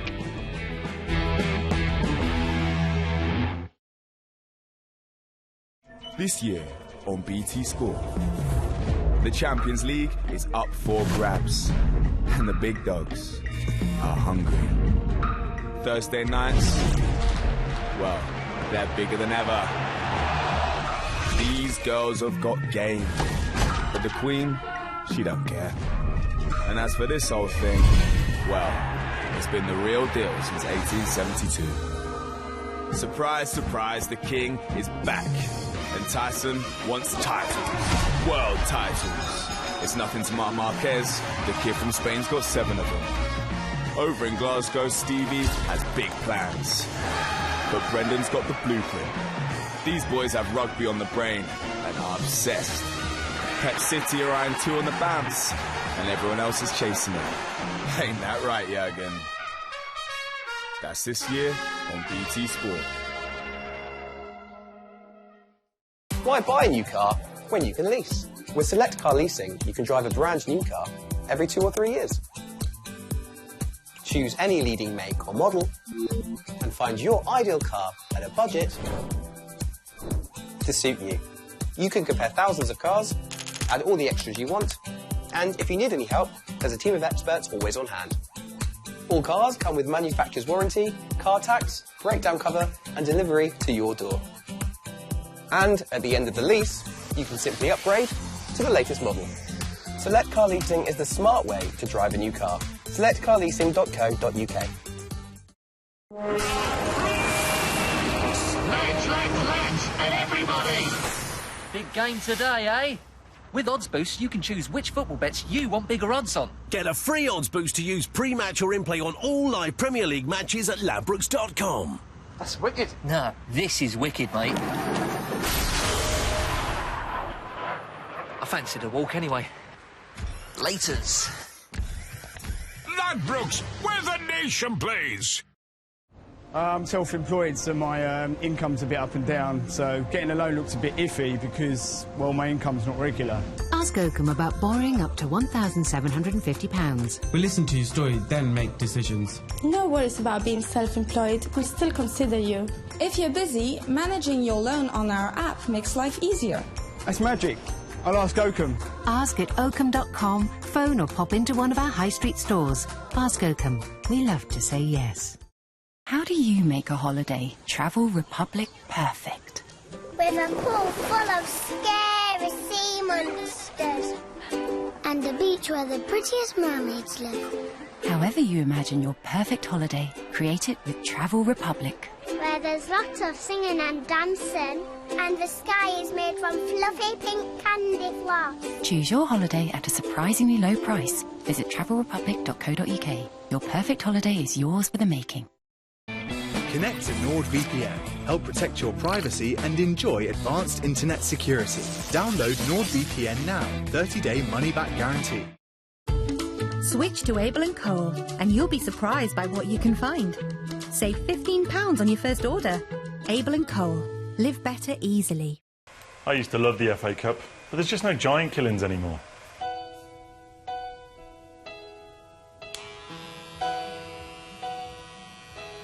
No, I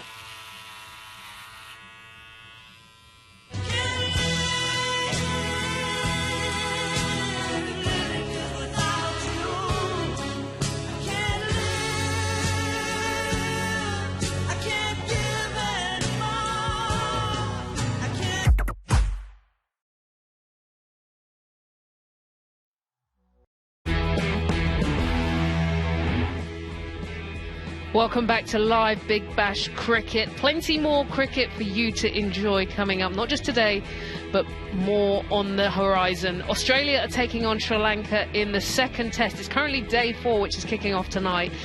Looking at that test, it's a tough ask for Sri Lanka. They're chasing a mammoth 501 to win. There's been 4 centuries by Australian cricketers. I think that just sums up the sort of cricket that is. So that's going to be tonight on BT Sport 1.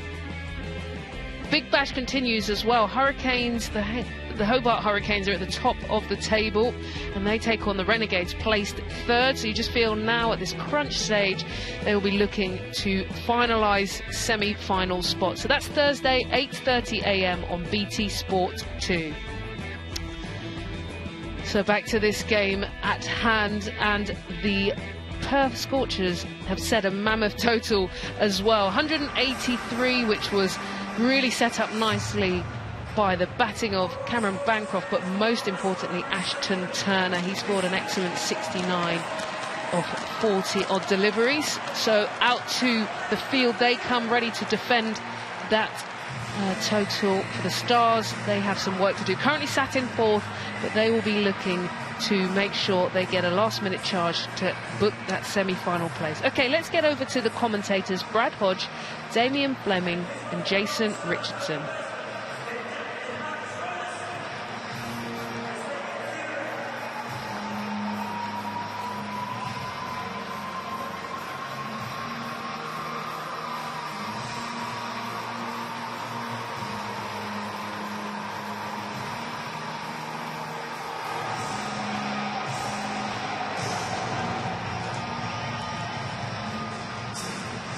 The Melbourne Stars, 183 to win, chasing down the highest score the Scorchers have posted for the season. And it was on the back of some great batting by Ashton Turner, Cameron Bancroft, support from Klinger and Inglis, and 3 for 182.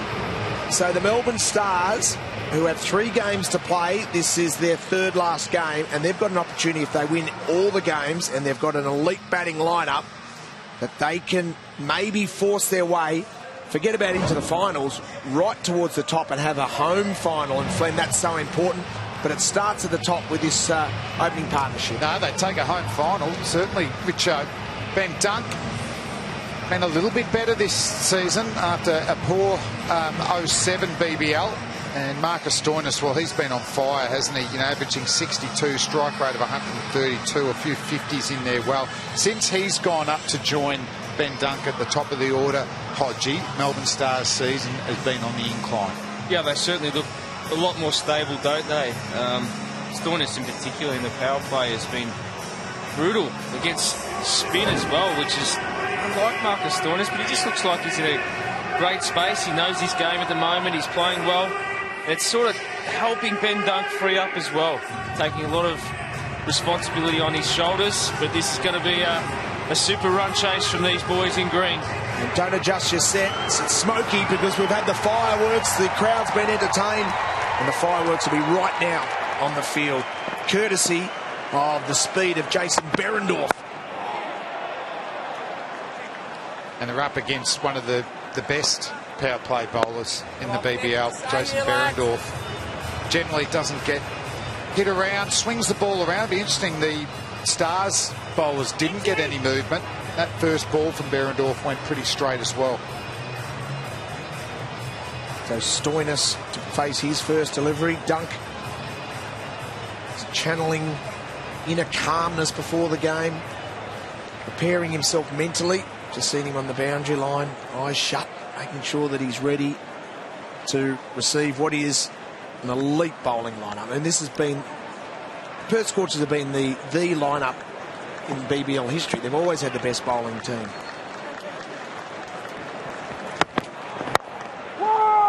And if there's ever a bogey side for the Melbourne Stars, it's this trip over to the west facing the Perth Scorchers, and this attack especially. And Behrendorff has been, well, critical in that dismantle of this green side, but certainly a different unit at the moment. They're playing some good cricket. They'll believe they can certainly do this job. Stoinis in great touch. Firepower in the shed, but it's going to be tough against this attack. Look at that. He just admires it as he absolutely stripes it straight. That stand and deliver, I think the skipper liked it. Well, he's not giving us much. Hang on, I might be sensing... Was that a bit of blue steel? Well, Peter Hanscom blue steeled us when we first went to him. Glenn Maxwell has gone again. That might be the new Melbourne Stars theme here. We might test him and blue steel and see if we might go to another player and see if we want to. Let's just talk about that shot too. That was an amazing stand and deliver. Doesn't happen a lot to Behrendorff, and I think the lack of swing brings that in for the batsman, that if he goes up, which he generally does, no swing, and might go back over his head. Oh, look at that. Oh, I'm onto it. I need one more. I Really? need one more just to if know we that put it's a trend. Hanscom, Maxwell and Madison together. no. There we go. This is a full-on movie. This is unbelievable If Ben stuff. Stiller rocks in now, it'll be done. Shouts of catch it, but it'll get over the infield. Just. And good fielding, though. Stops 4. Well, the Melbourne Stars mean business on and off the field. It's spooky. I loved how little you trusted me. No, And then after suddenly, you're going to start doing it now, too. No, I just... Anytime the camera comes I on, needed you're the going to start. third. I needed the third and the fourth. Sam's just... Yeah, no, it's a trend. It's trending. This is fantastic.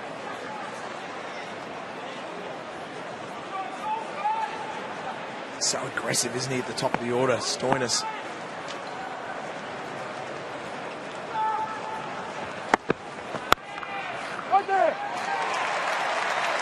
Into the over, 7 off the over. First over completed, none for 7. So 176 off 114 as the Melbourne Stars. Up and about, out in the middle, but also their dugouts providing plenty of entertainment as well. Dunk 1 from 1 and Stoinis, the aggressor early.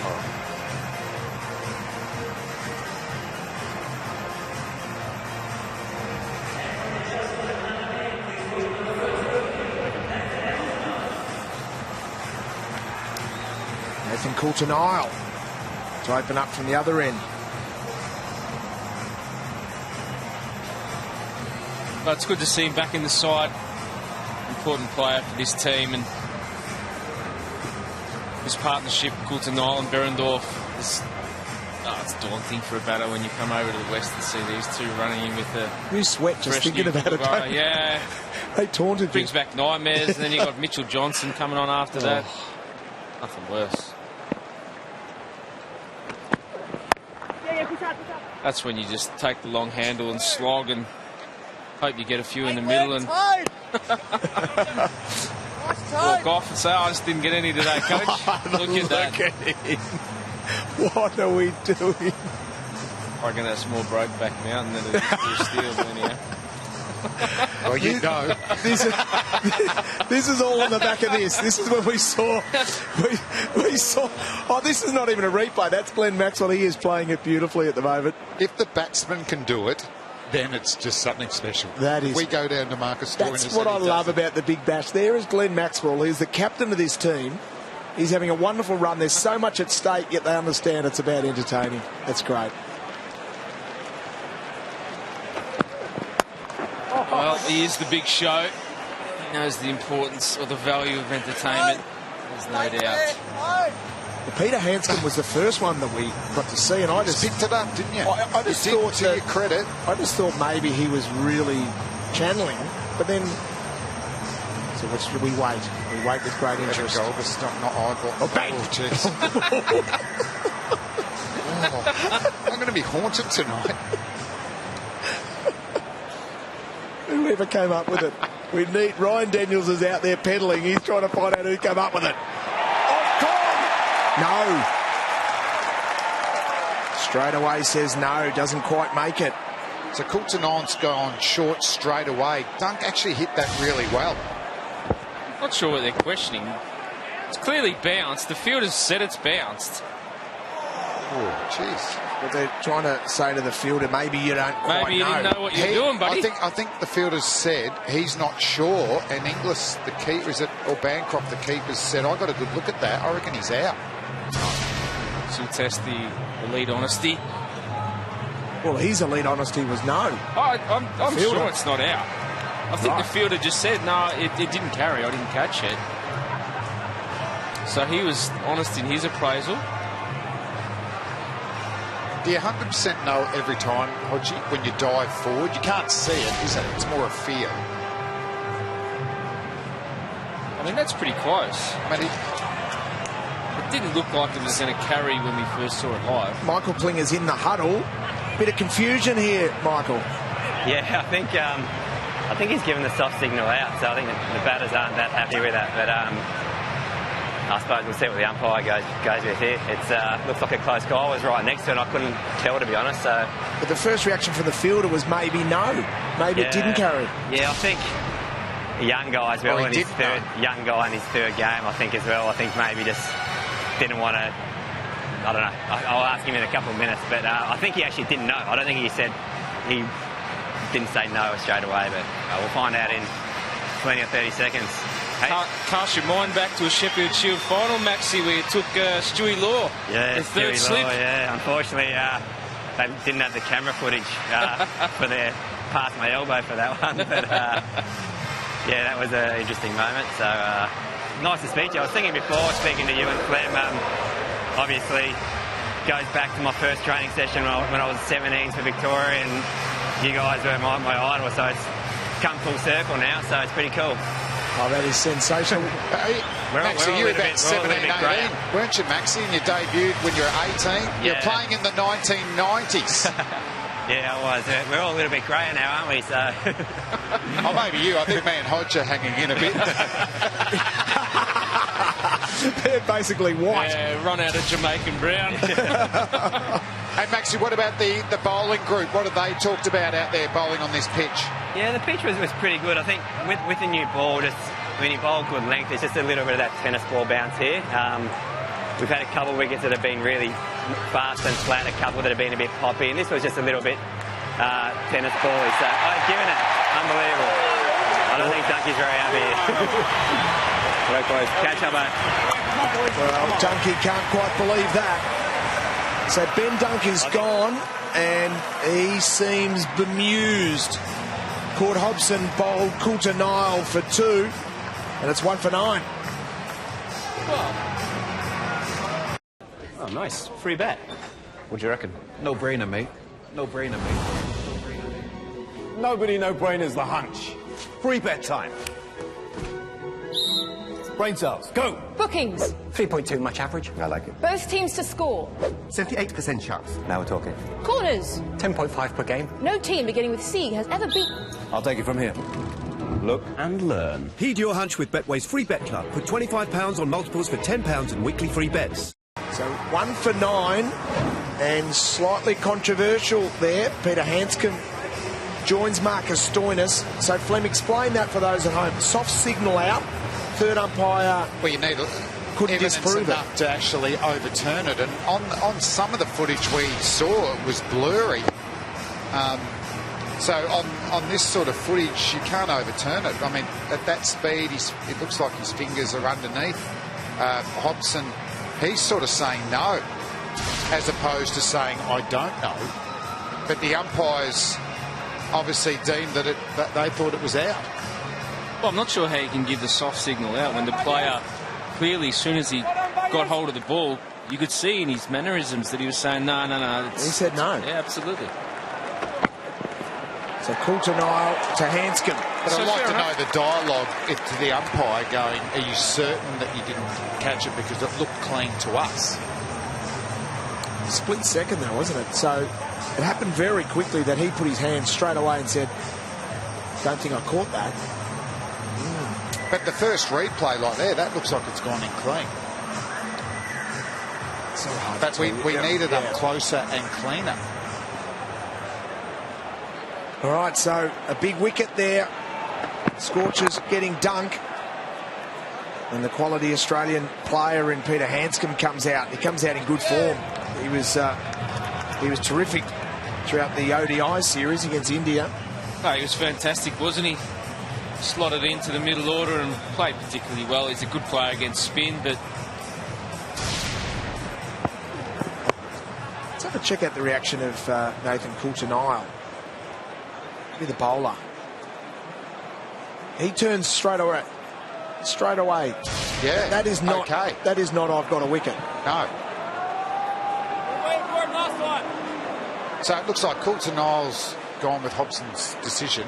Yep. I reckon that's not out. And then for whatever reasons, I know Bancroft was walking towards Hobson, whether he said, oh, that looked clean for me, but the umpires still have to deem that it's out, don't they? doing the field. Gee, the Scorchers are on tonight. You just sense that they're up for the occasion. 2 overs, 1 for 10.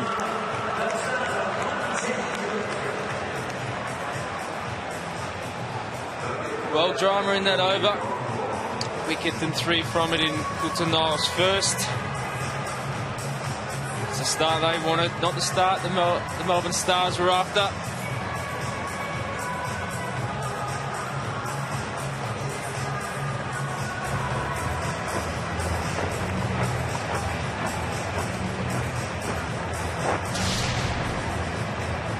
This game's got a bit of feeling about it. Marcus Stoinis, Peter Hanscom. There's some yap going on at the moment. Bowler's game, Glenn. No, it's not. But the interesting thing, for Stoinis, if the soft decision is not out, Dunk would have stayed because you couldn't give him out on that vision. Well, I wouldn't be surprised. That's one of the ones as a batsman where you just go in and toss your kit all around the room. Apologise to the players and coach later, but it's... Were you a bat thrower when you were dismissed? Occasionally, yep. Okay. When you were young? Did you mature a bit? I did, actually. I got in trouble from our coach, John Scholes. Yeah. So there was a little secret agent who used to dob on me. It's a good seed. So, yeah, the room attendant, John Scholes, he told me that if you throw your bat one more time, Hodgie, while you're playing for Victoria, you're out of the team. So I said, no worries, buddy. Who's the secret agent? It was the room attendant. I'll get his name soon. But anyway, I came in and he went upstairs and dobbed on me. So John Scholes came down and he said, Hodgie, I'll only ask you this question once. Did you throw your cricket bat? I said, no, mate. I said, I will ask you it again and hopefully I'll get the right response. And I'll ask you a second time. And he said, did you throw your bat? And he said, don't lie to me. I said, no, coach, I didn't. And you could see him just absolutely fuming. He was like, I want to rip your head off. And anyway, he goes, this is your last chance. Did you throw your bat? I said, no, coach. I put mine down, grabbed Jason Armberger's and I threw his. So anyway, Johnny's just gone. There was a clause. Yeah, he's gone, too good. That's brilliant. I wonder where you were going there. That's brilliant. How was Jason Armberger once again? Well, he's typical bat. Don't throw my bats, Dodgeball. Don't throw my bats. But it's funny, it was become, I know when I first made the Victorian team, it was sort of, you threw your bat to show that you cared and anger and all that sort of stuff. But it used to make the dressing room so uneasy, didn't it? I remember I made a call going, I'm not going to throw my bat again. And just never did. Because you're not trying harder than anyone else, are you? Good call. It's also about... But you can get a bad decision, every now and again. Okay, you can tolerate that, but not every time, Mitcho. So I developed into... Oh, here we go. It's another part 2. Powerade, bottle throwing and other resources that I found useful in the change room. So I wasn't allowed to chuck the bat or my equipment. Well, you're not like Michael Bevan. You didn't grab a bag of balls and go down the Adelaide nets and just bowl bounces for an hour. That's how he got out the frustration. Hello. That is steel. I don't know if that's steel or anger. This is getting really awkward. That's Michael Bevan when he gets out. There's going to be this young kids that can't go to sleep because of the Melbourne Stars. All right, back onto this game and Stoinis. Don't run him out. It's an end of a really tight over. Terrific over by Berendorf. Just one off it. 3 overs, 1 for 11.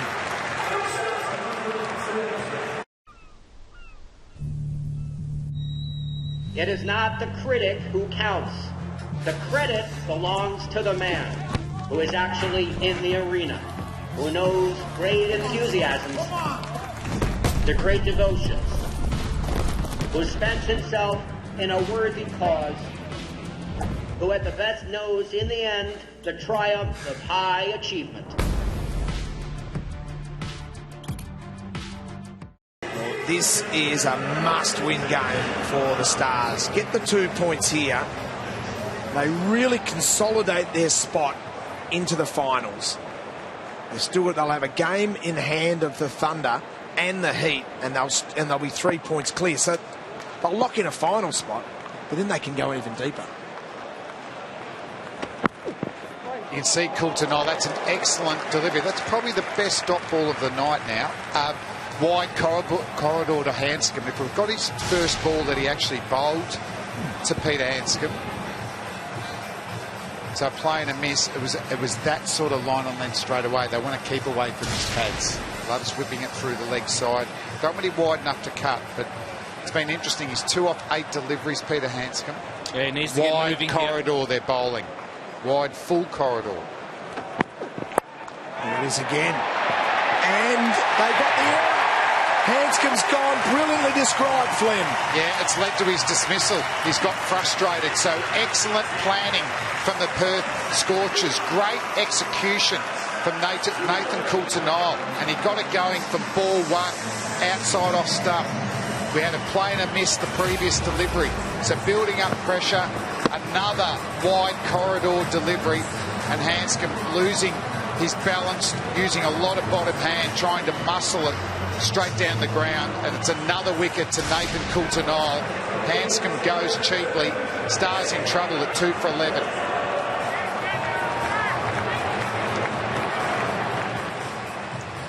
Well, this is a big moment in the game because the match winner, Glenn Maxwell, joins the other match winner in Marcus Stoinis.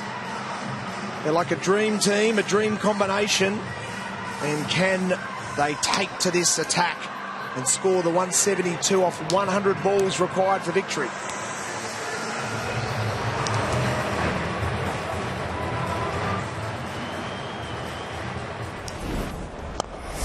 Well, what a dream partnership this is. Maxwell and Stoinis are together, and they've got 100 balls to face to get the 172 required for victory.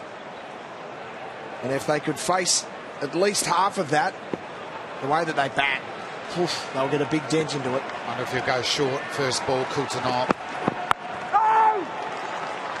Oh, it's been a tactic used early against Maxwell. If there is an area which he can be vulnerable, it is upstairs, but I just feel that he's actually the guy which this is perfect timing for him, actually. They need to get this run rate moving. 10.5 and over now already. It's been a serious power play from the Perth Scorchers. So Maxwell will be aggressive, move around the crease. So it's interesting, the wide corridor to Maxwell. It's a bit fuller, but it's a natural stroke for Maxwell to be able to open up the face and hit through the offside. But it's been a super spell so far from Coulter-Nile. A couple of wickets, only leaked 6 runs, a lot of dot balls. He looks threatening. And Hodgie, you would have faced him a bit. He's a remarkable sort of bowler. He got a nice enough action, but it's that sort of wrist. Sometimes he just puts a little bit extra and can get real sharp bounce from a length. Yeah, well, he's excellent, isn't he? He can shape the new ball at pace and got a good bumper, good Yorker with execution. But yeah, Maxwell there, the difference between him and Hanscom, just getting his hands through the line of the ball. Wasn't necessarily weight transference, just pure skill. That's that type of ball I'm talking about. You know, he's one of the few bowlers I've seen in the scene that can actually get sharp lift off a short length. And the lucky one for Maxwell there, I reckon, was that the line was wide. If that was off stump, I reckon he's fending out through to Bancroft. Well, none of the batsmen have actually given themselves room and looked to go past, you know, extra cover or point. They're just standing fraction leg side of the ball, but everyone looks to be targeting straight. Go square of the wicket. On to come at the moment. And he gets through the infield there. And that runs away for 4. He got plenty on that, Stoinis. And suddenly 7 come off the over and a wicket. 2 for 18 after 4. So Stoinis and the frustration of Nathan Coulter-Nile, who had a superb over, building up and then concedes a boundary on the last delivery. So 4 overs, 2 for 18. Run rate required from here, 10.31.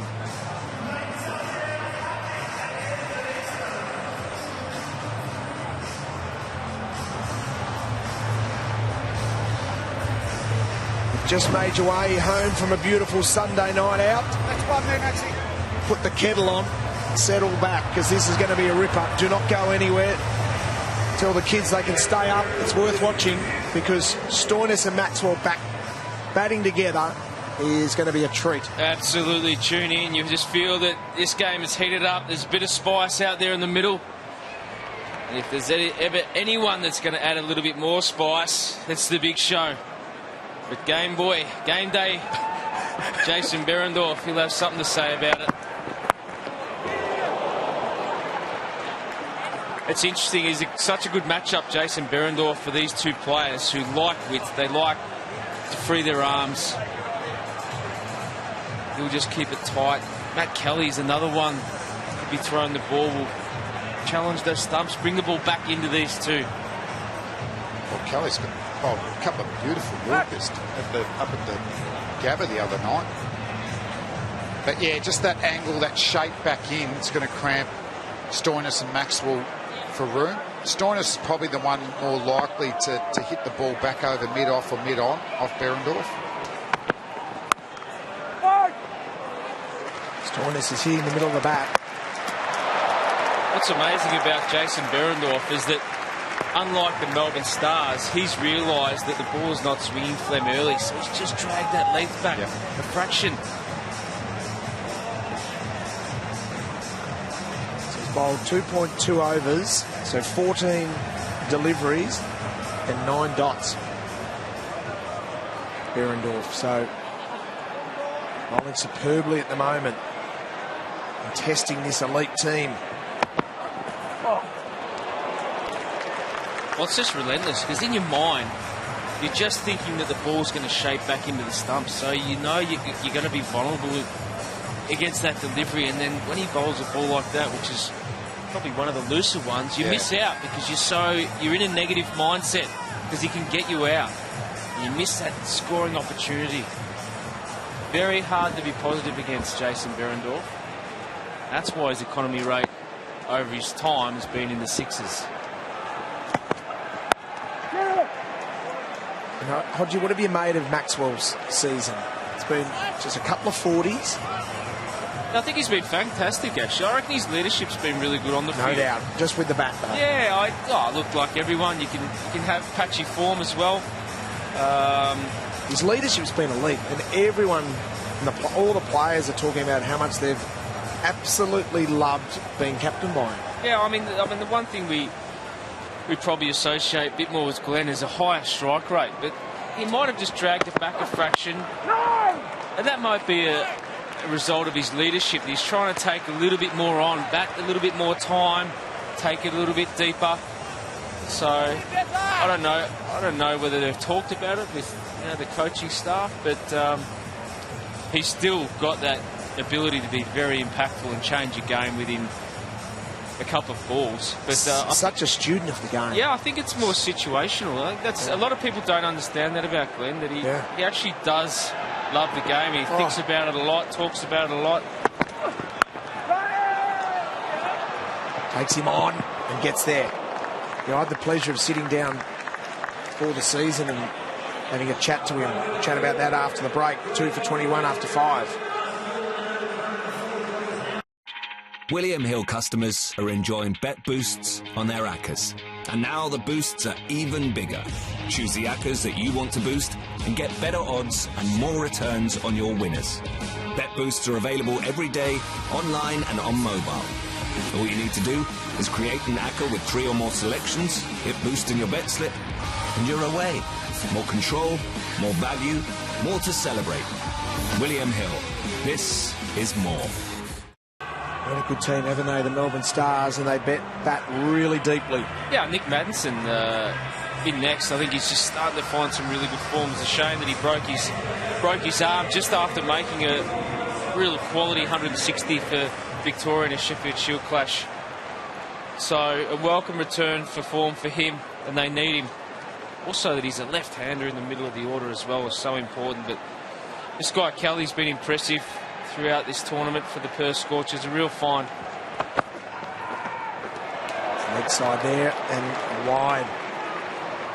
So just interesting, the BBL, the matchups, and against Hanscom, I thought Coulter-Nile was perfect. Let's have a look at his deliveries. A play and a miss, wide corridor. Have a look at the line. He got bad on that one. Another play and miss. Look where his feet are. They're nowhere.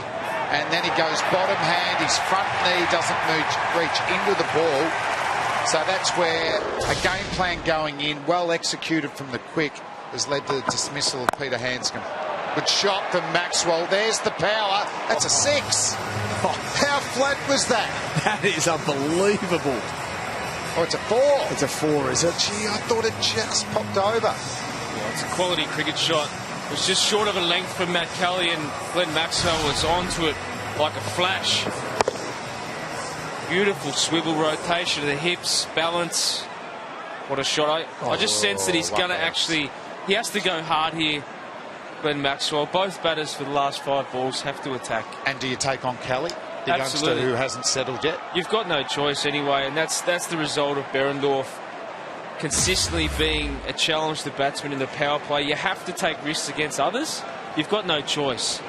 So they really have to try and get at least 10 or 15 off this last 5 balls.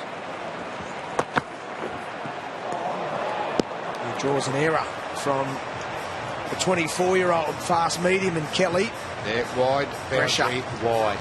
Pressure. So for Kelly, you're walking back, a couple of deep breaths. You really visualise the type of ball that you want to bowl. And with that top of off stump, you've been playing with a vertical bat. I think he's getting G'd up for it. Saying why just you're couldn't doing deliver it. No, he's next in. He's next in. He goes, hang on. Got to concentrate on batting.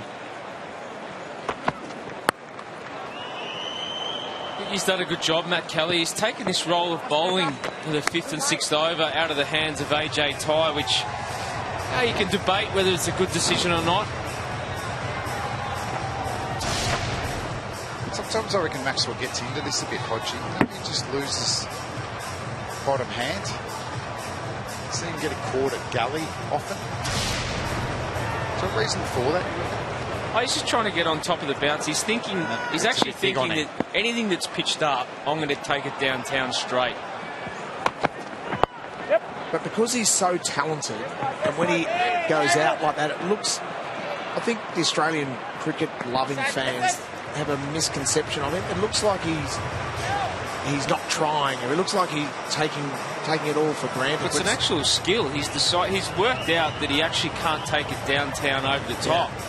And he laid off to that point region where third man's open. So that's a skill in itself. Yeah. Sometimes you fall foul of it, but he's waiting for that ball pitched up, there's no doubt. I'm convinced he's the most misunderstood player in Australia because he lives and breathes cricket. I think his expectation, people put a lot of expectation on him just because of the talent.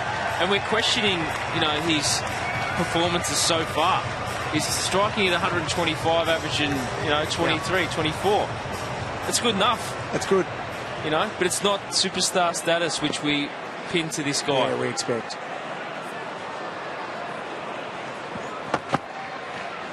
And I like the way that he played that role for Australia, just at number 7.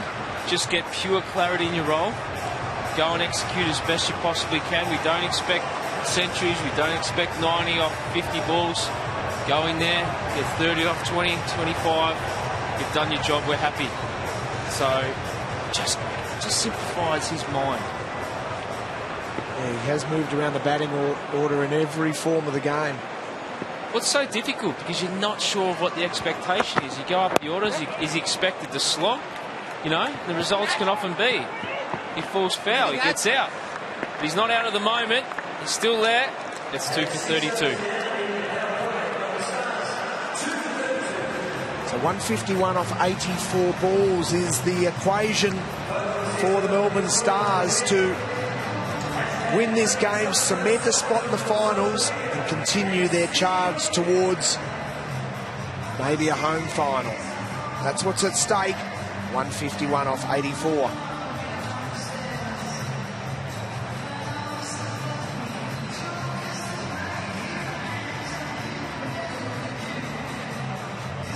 Well, when we compare both innings, Scorchers well on top at the moment, but this partnership, 21 off 18, looms large for the Melbourne Stars.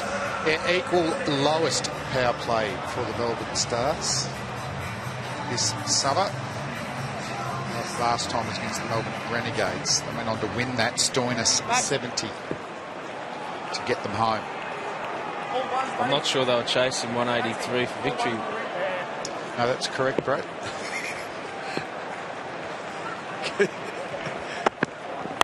Maybe 181.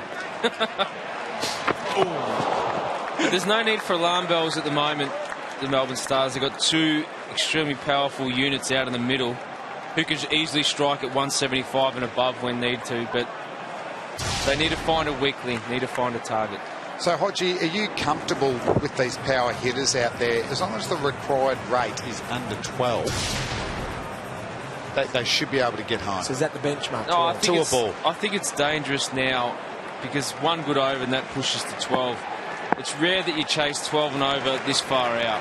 And win. Yep. So really, you don't want to see 12s until you get to the 14th or 15th over. You're still confident as a player that you can do that. But from this period out, to get 12 and over, you have to hit 2 boundaries and over, which means you have to take extra calculated risk that you don't want to take. So do you identify one player? So listen, you chance your arm. I'll more back you up. Or the other way, you target one bowler. Yeah, you find a bowler, but you might not get that matchup. So, yeah, they'll be seeing Berendorf off here. They'll see him as a danger. And then they might be communicating and go, OK, let's get past him. Next over, we both go.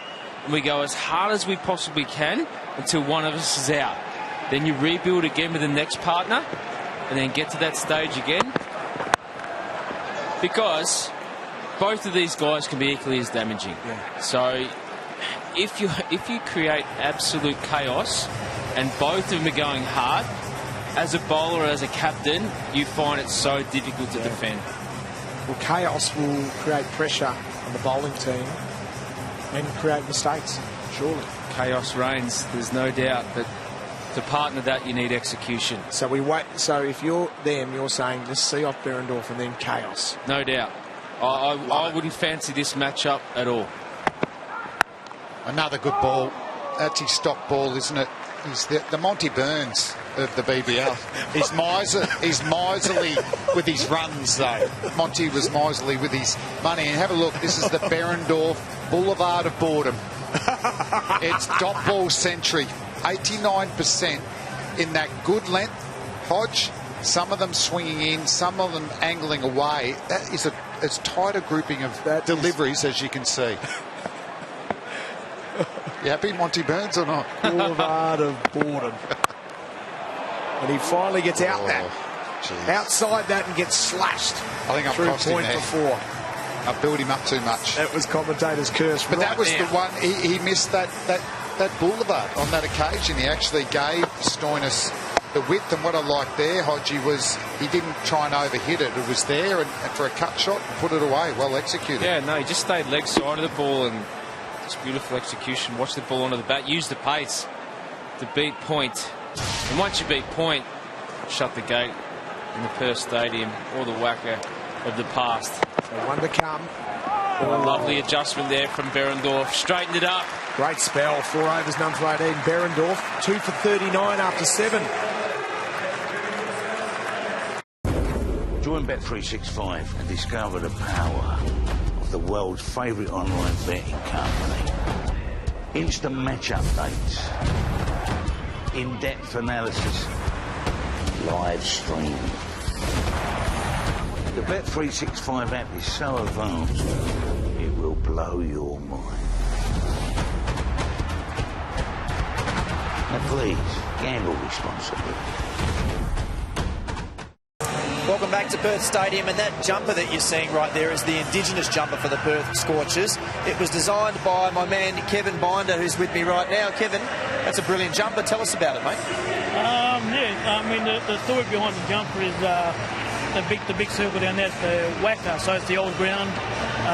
And now that we're at the new stadium, up the top it represents the 3 different championships that we've won.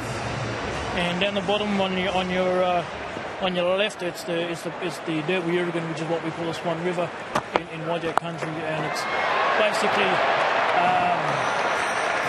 the ancestors are looking after the people that are coming to the game, people that are going, both cricket teams, and all come together to top the stadium, mate. Magnificent. And just quickly, mate, this is not the first one you've designed. You've done a couple of Indigenous jumpers for the AFL. Yes, I did. I've done West Coast Eagles Indigenous round jumper last year. Also Port Adelaide Football Club Indigenous round jumper as well. So it's been a busy 18 months, mate. Well done, mate. It's a great jumper. Enjoy the rest of the game. Thanks, mate. Yeah, brilliant stuff. Thanks for that, Ryan. Well, Hodgie promised chaos. And it might be coming at the expense of AJ Tye here. Was that a dropped opportunity? Awfully tough. It was. That was really tough. You know, when you follow through as far as AJ Tye does, I mean, we saw him nearly get hit in the head from a drive up at the Gabba. They've just got to stick, and most likely, they're more likely just to stick in one hand. He's actually done a good job to stop what should have been 4, because he hammered it. One of the things I've noticed about AJ Tye so far this year in BBL is that when he's gone for runs in his first over that he bowls, he's struggled to come back and being quite expensive. The history of his BBL is gone at 6 and over. So as a batter, when you're sitting there waiting in the dugout, knowing that he's still got 4 overs to bowl and Behrendorff's just peeled off 4 of the best overs, this is why they're so good at defending usually. But this year, 8.5 and over. 2 more runs more expensive this year than in the past history, AJ Tye. So it's been a big reason why they haven't been able to defend those totals which they've put on the board. So I'd like to see his average speeds this summer. I feel like he's bowled more in the early 130s than past. It was almost right arm smorgasbord in the previous years where he'd have 24 balls. He says he's got about a dozen variations, and you'd see him at least twice. So I don't know if it's Perth Stadium, a little bit more pace and bounce. He bowled quicker up the Gabba the other night and got hit around. Well, he was really good at the MCG, wasn't he, Flynn? Beautifully. That's where he bowled with good pace early in his first over. He beat the bat a number of times, and then he developed his slow balls as time went on, because the hardest thing for batters is that when you start to push the button, when you push the envelope and want to go at 12s, it's so difficult because you can't line up his knuckleballs and slow balls. That's his effectiveness. And you wonder on pitches like this that aren't gripping, maybe it just doesn't make those slower balls as effective either. And also this ground, the whacker was so good for him because he can push those balls, and you've got to hit it at least 70 or 80 metres to that deep side. They were so good at defending that area of the ground, but that's not good defending by young Hobson. It's gone to the boundary. He's signalled. Well, the umpires listened to him this time. And that's the end of the over. It's 13 off it. 2 for 52.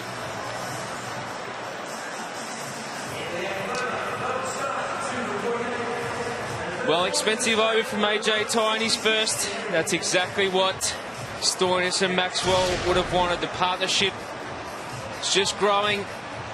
Check this effort from Hobson. Not sure what they're talking about. He's clearly signalled that it hit the boundary rope.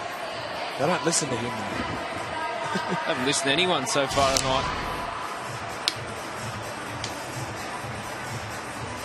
This partnership, 41 from 30.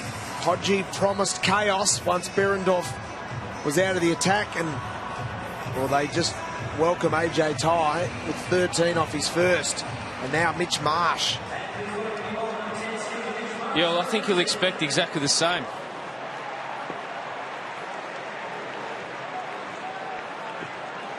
It's been expensive in this tournament so far.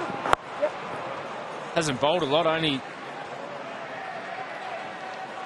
the 6 overs, but going at 11s. That's not what his side wants at the moment. How is he only getting 6 overs when he represents Australia? And if he was playing in an ODI, he'd bowl close to 10. I spoke to him about this about a week and a half ago, and he said, and I can relate to this about being captain, that you want to give opportunity to others. And you know, it's not an easy thing to take it on, but that's been taken on and absolutely crunched down the ground. Marcus Stoinis, that's his area. He's a winker too. Oh, I like it. Oh, Yeah, we that was don't a little like wink. winkers, that's no. We don't like wickers. No chance. That's. I think Australians generally do. Yeah, we like a nice wink. As long as it's a cheeky wink, not a. That wasn't to the bowler. That was a disrespectful. Yeah, it was to Maxwell down the other end. Hodge not a fan. Gee. Things got heated up here quickly. That's better. You've got to attack the stumps. Any sort of width where Stoinis can free his arms. So get back to Mitch Marsh. So he's saying that he's not bowling himself enough? Well, yeah, he just felt that it was, as captain, he wanted to get other players into the game before he did. And that's also the importance of how many options you have in your side as well. They've got plenty of options, so he needs to get overs under his belt. Yep.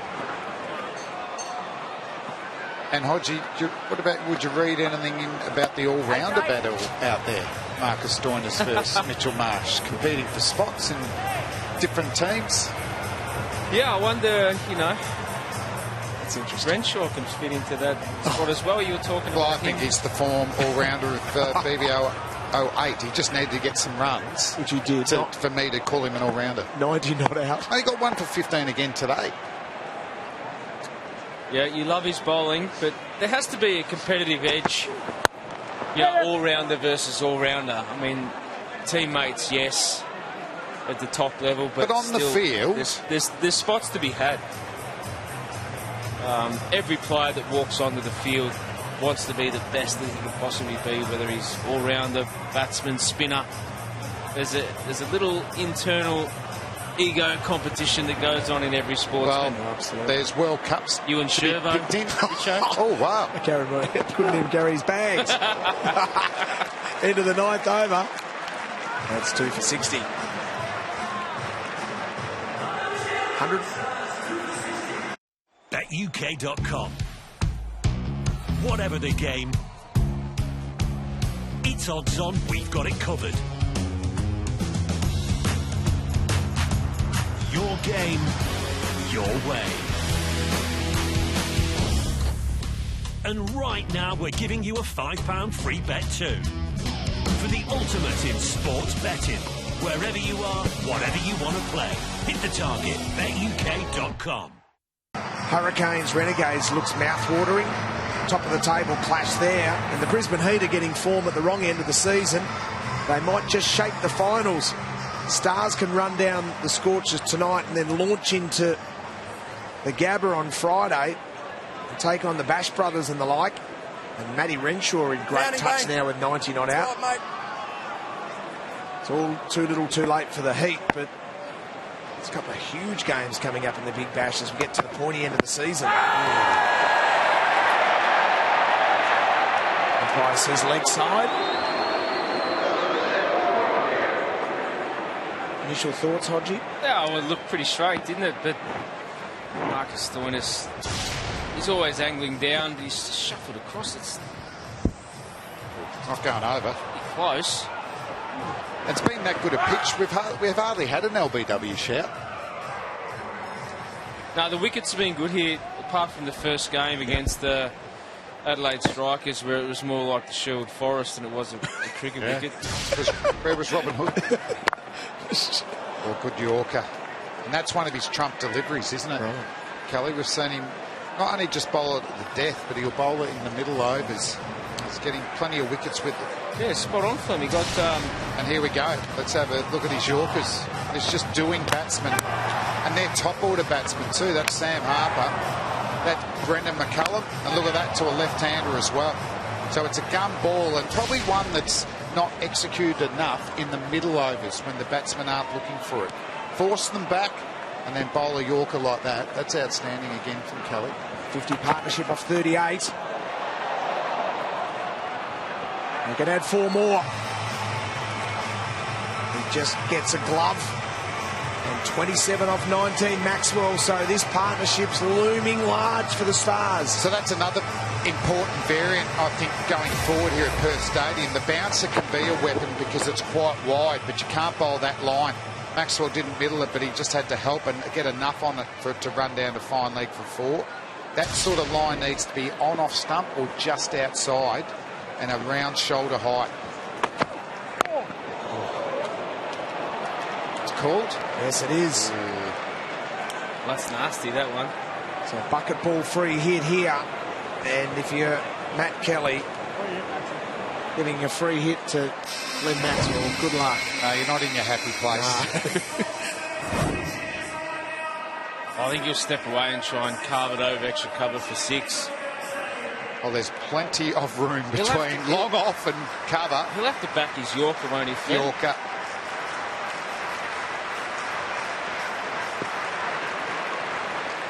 See if he can make those zing bales fly. Here we go, free hit.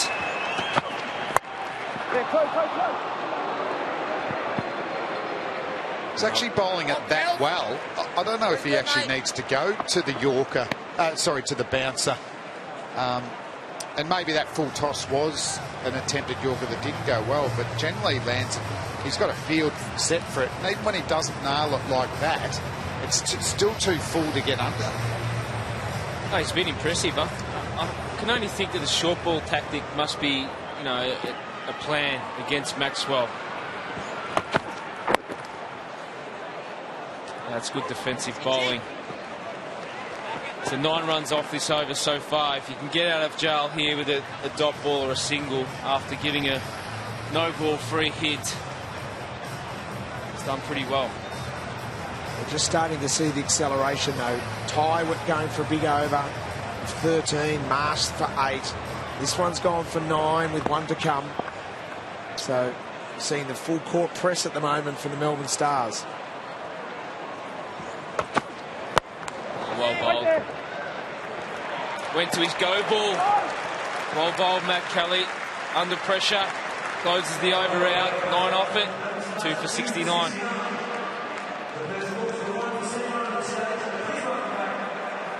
Halfway mark. 2 for 69. So 114 off 60 deliveries. This is a ripper. This partnership is 58 off 43.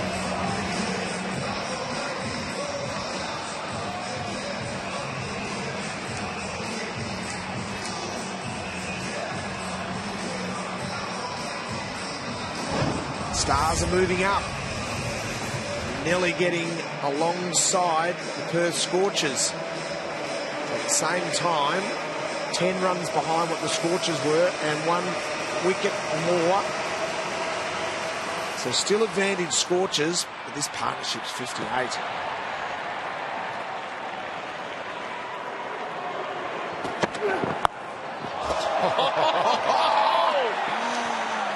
Well, the show.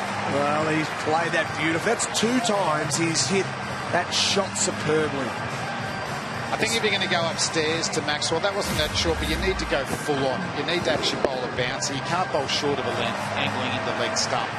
Otherwise, that white kookaburra ball is going to be flying. It's going to get a lot of frequent flyer points. That certainly was in business class. Shouts of 2 straight away. What about the skill of Maxwell to be able to just kick those hands, lower the ball and go up and under, knowing full well that he wanted maximum out of it?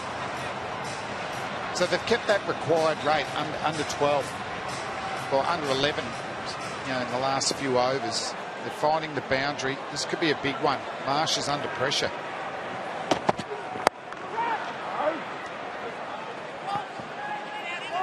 Well, as a batting unit now, you're actually comfortable. Now that you've got it down to 60 balls, around that, they need 105 or 57. You're comfortable with that, the loss of only 2 wickets. Knowing there's plenty in the shed. This is a venue, traditionally the whacker, but coming here it's similar. But you know that damage can be done at the back end. 12, 15 and over is hard to stop.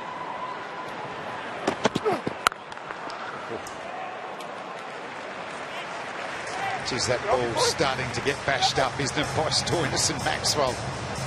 The ball really hard. Stoinis, 5 boundaries, strike rate only 114. Maxwell's starting to accelerate. 156 strike rate, partnership 67.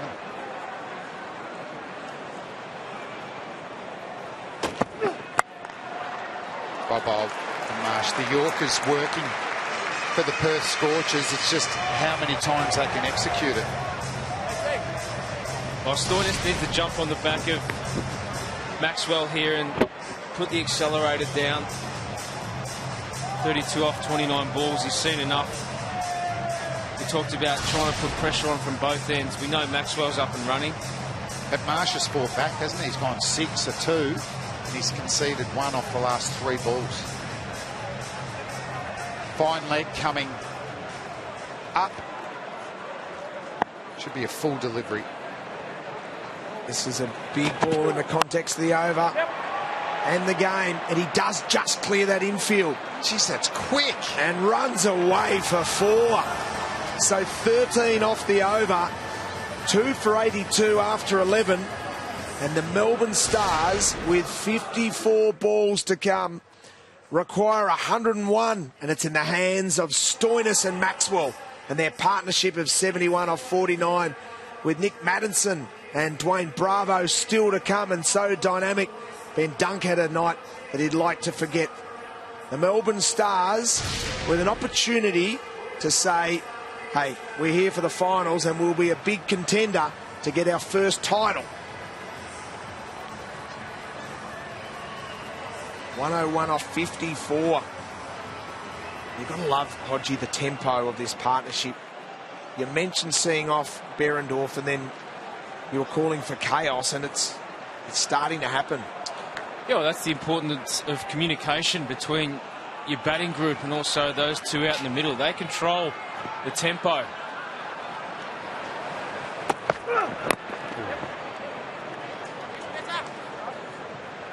So AJ Tye given a couple of overs just to get over his first one. No, he's found it tough when bowling the second innings in this BBL. When he bowls first, 11 wickets, an economy of 7. And then a bowling, when he bowls second, 3 wickets, an economy rate of 9.93. That's an extraordinary difference. Well, there's Maxwell's wagon wheel, and you can see how dominant he's been on the onside. Different tactic to that of Hanscom. They've come straighter to Maxwell. Try not give him freedom outside our stump to free his arms, but he's been equal to the task. 40 off 26 balls. Really impressive stuff from the captain. To back up the stats in regards to AJ Tye, they've had an even spread of batting first or second. He's got plenty of that. He's got it into a gap, and he gets 4. Well, he's just muscled that. He actually got that low on the bat, but just showing the power. And we got a little bit of insight from Nick Maddinson when he was in the field. And he's saying, actually, I'm noticing as an outfielder, it is lightning out here. So you've got to be ready to go, get your angles right to cross them off. And the last couple of boundaries have been like that.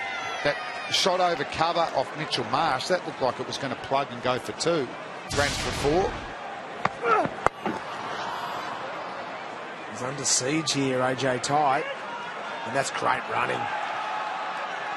Fantastic work from the Melbourne Stars. 4 from Stoinis, backed up with the 2. This has got the makings of another large over. Hasn't got an answer at the moment, AJ Tye. Just struggling to find that form which he knows that just delivers time and time again.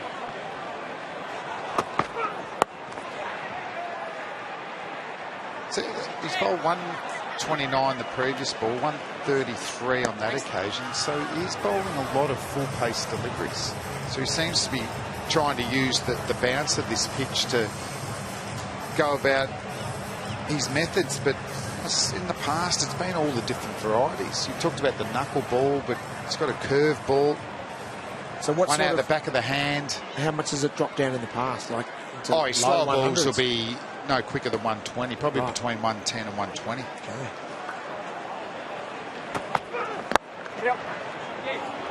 He's placed that beautifully. Well, again, on-speed ball as well, Flem again. And as a batter, you know, you're told time and time again to play to your strengths, go to your strengths for as long as you can. And it's interesting to see AJ, such an experienced campaigner, go away from his strengths. Well, I didn't mind that line to Maxwell. Got him reaching, but because it was full speed, he could use the speed against Tye. If that's a slower ball, it might get caught. It might only go for a single.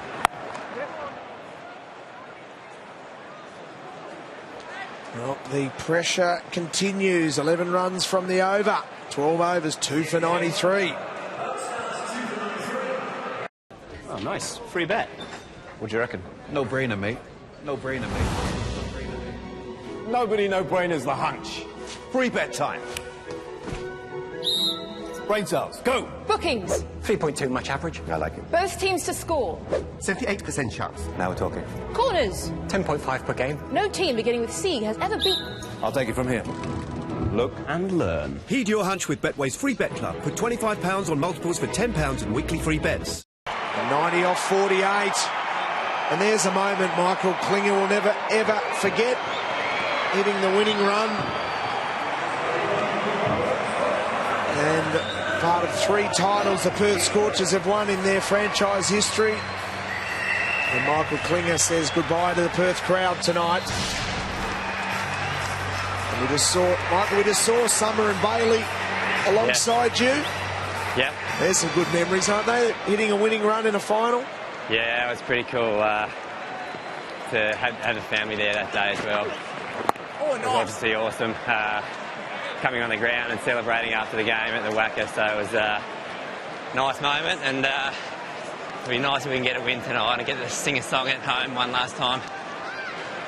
But these guys are obviously 2 very good batters, so we need to keep thinking how we're going to get wickets and get some new batters in here, otherwise we're in a bit of trouble. Well, speaking of wickets, Max, you haven't been able to talk yourself in for a bowl off those wrong-footed things that you bowl. Yeah, I think they're probably the worst going around, and the net's back in Victoria, wasn't it? Oh, they're absolutely horrible, but you never know, mate. They say rubbish gets wickets. Yeah, no, not for me. I think I'll take 4 or 5 club wickets that I got, and then that's about all for me. This is a fascinating part of the game at the moment. It's a spin with Hinchcliffe. Nice! Trying to stem the flow in many ways. One sec, guys, I've just got to speak to the skipper. So Michael Klinger, 182 first-class games. He bowled 6 balls. Maxie, what about AJ Ty? He seems to be bowling a lot of on-speed, not too many slow balls in this spell. Yeah, he seems to be... I don't mind if he sort of gets hit down the ground, or he seems to be getting hit a little bit from short balls at the moment, so what he's so good at was when he used to attack the stumps with either pace on or pace off and get a lot of bowls and LBs. I'd go courts, mate, for one. Yeah, so we're just deciding who's going to bowl next to the skipper, but sorry, I think I'm in the game here. Okay. For a reverse. Thanks, Maxie. You concentrate on that. Shouts of catch it, but unless you're in the crowd, you no hope of doing that. Maxwell gets to 50, and he does it in 31 deliveries. And he is ready to have a real crack at this total. Well, all class from Maxwell, and just marginally overpitched, was riding his swinging arc, and hasn't the captain stepped up to the plate for his team, the Melbourne Stars? Wonderful 50. In the gap, beautifully placed. 14 off the over, the acceleration continues. 2 for 107 after 13.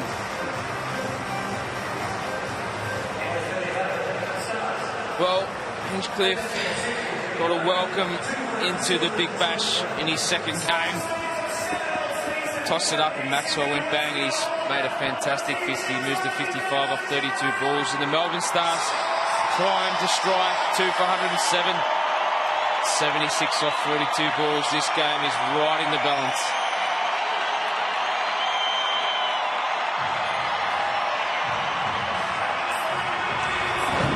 His partnership is 96 off 61.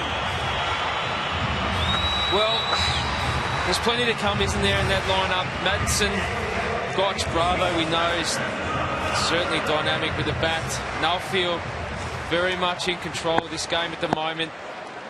It's under control, 76 from 42 balls with 2 powerhouses in the attack, and you heard Michael Klinger say chuck the ball to our most experienced left, Coulter-Nile. Yep, good decision by the Perth Scorchers, I reckon. Coulter-Nile's already picked up a couple tonight, but he is that type of unique bowler that can bowl big wicket-taking deliveries. Talked about earlier, that surprise bounce he can get off a length. But Maxwell, I don't think he's holding back now. 3 6s, 3 4s. Still got a big job to do.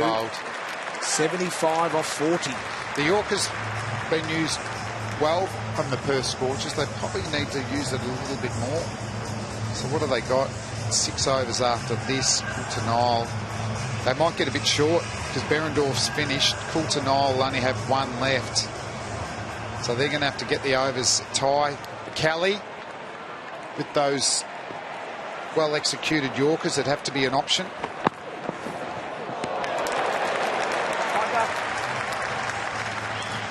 Well, it's interesting to try and dissect this Perth Scorchers team and where it's gone wrong this year. And yeah, I think the absence of Ashton Agar certainly hasn't helped their team. With his 4 overs of spin, reliable 4 overs, is important. Bowling all facets of the game, power play, middle and death. Kadir stepped up to the plate and created a few chances, and a few's gone down. But young Hinchcliffe gets his opportunity today, but it's just feel that quality spinner in that unit hasn't been there. We've seen the likes of Fawad Ahmed come here and do well. Rashid Khan.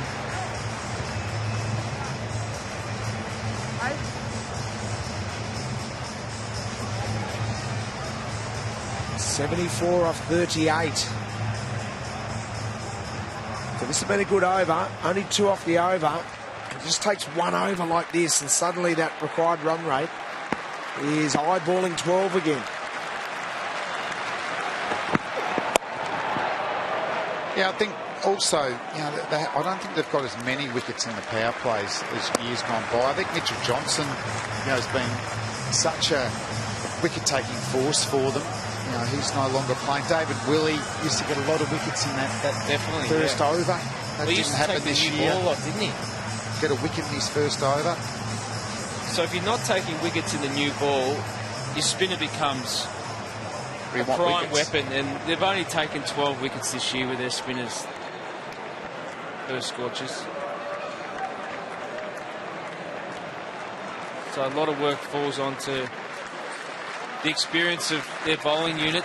So just change in field, square leg, just to move the frictions straighter towards mid-wicket. Last ball of the over, only 3 off it. Gets a fully. Does he get it in the gap? He does. That's what Maxwell does so well. He capitalises on the others' mistakes. And it's a 100 partnership, and it's 2 for 114 after 14. I've always dreamed of sitting ringside at the football, huh? Look at this guy. He's like a thoroughbred. I don't know whether I should watch him play or give him a sugar lump. No matter. I got him down for a double. The match today and the 420 at Aintree. Meet. Oh! Don't bet silly. That's savvy. The new Build Your Bet has thousands of combinations to choose from. So why request a bet when you can easily build your own and get your prize instantly? The smart money's on Coral. They looked a dream partnership, didn't they, on paper? And they've come together, and Flem, they've delivered. Yeah, certainly so. Stoinis has been there since the start. 7 boundaries, but Maxwell's been the one, the skipper. He's taken it upon himself to really accelerate that run rate. But Stoinis not getting bogged down either. 103 off 67 is a masterclass in T20 cricket. AJ Tye gets ball in hand. Needs a wicket. Where's it going to come from? Going at 12 and over.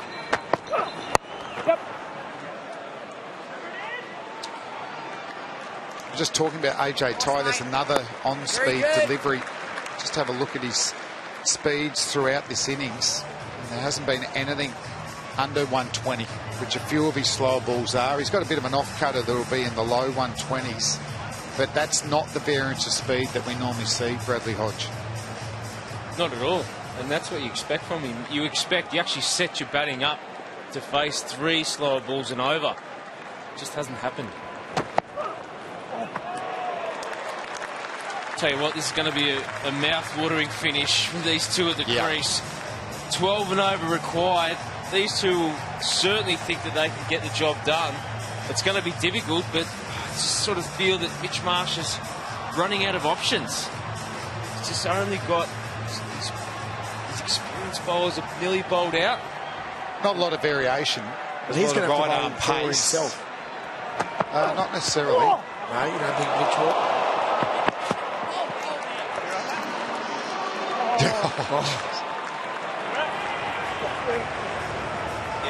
Not really. That's incentive to hit the ball. Yeah. Better than copping it. I don't have any muscle, mate. I didn't want to run. I didn't know how sore you were. Maybe hit your chest. I would have gone for 2 out that way. And Stoyan was happy with that. He didn't deny it, did he? Oh, that's great.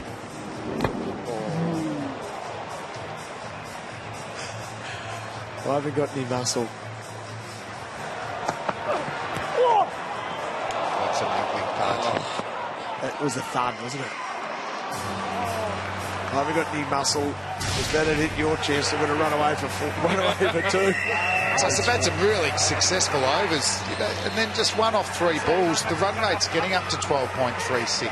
It's not a lot of overs left though, but good over really, you know, from the bowling team. Not leaking boundaries. You'll see the big shots from these two.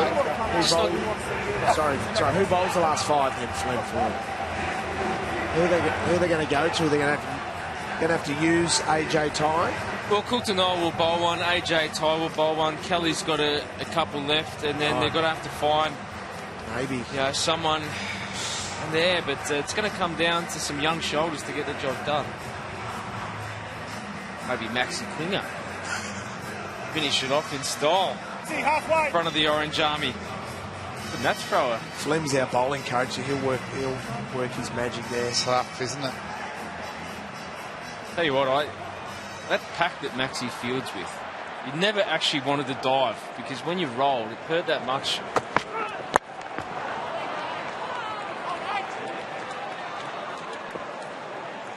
So I don't mind that for his on-speed delivery. If he can bowl a wide Yorker, that's tough to put away. Well, to these two, the execution has to be spot on for them. But how quick has the outfield been? Amazing. There's no plugging whatsoever. It just kicks on. No.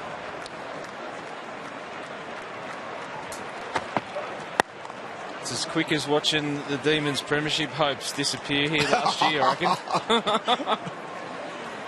It's gone in about 5 minutes. And can you believe this? The Melbourne Stars are 2 for 117, and at the same time, Scorchers 2 for 117. So this is the first over so far since the 5th over that hasn't been a boundary. So good job, AJ Ty. He's bounced back. He could have got an error here. And what a great catch. Maxwell skies a ball that lasts forever up in the air. What a big wicket. It looked a remarkable shot. You were thinking, how did Maxwell hit it there? Well, it is Glenn Maxwell. But he got it too high, didn't it? It went vertical, not horizontal. Moved across the crease. And it just went up.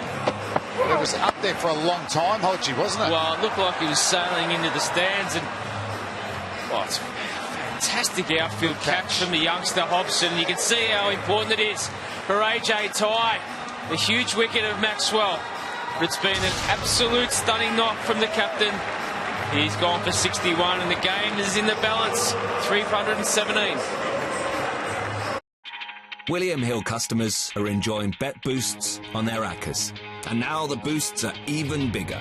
Choose the ACCAs that you want to boost and get better odds and more returns on your winners.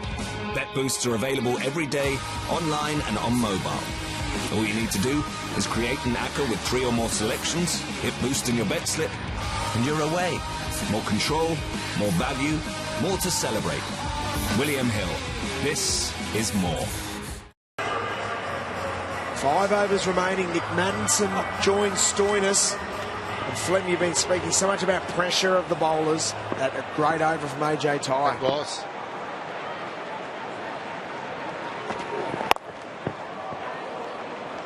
So Mitch Marsh bowls his third over as we join Ryan Daniels with Nick Maxwell. Oh, Glenn Maxwell. Yeah, the big show. That's Glenn Maxwell. Maxie, nice little partnership there from you and Stoinis. Yeah, it was good. Would have been nice to go a little bit longer, but pretty confident with the guys we've got in the shed and Matto out there now that we can get the job done. What's going on out there between you guys and Coulton? A little bit of chirping? No, not really. It's more Bancroft, but that's it. What was going on between you guys? Oh, just...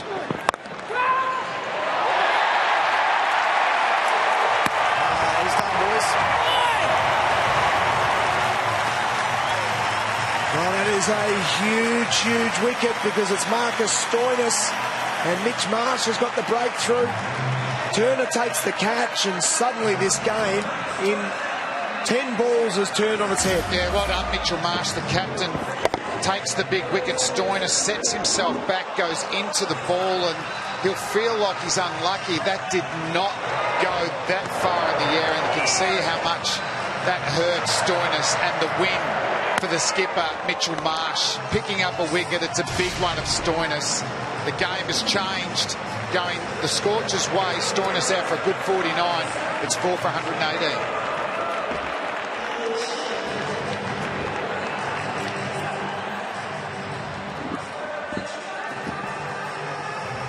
So that's a double breakthrough, 4 for 118. We're in the 16th over and suddenly the required run rate, nearly 14, so 65 from 28.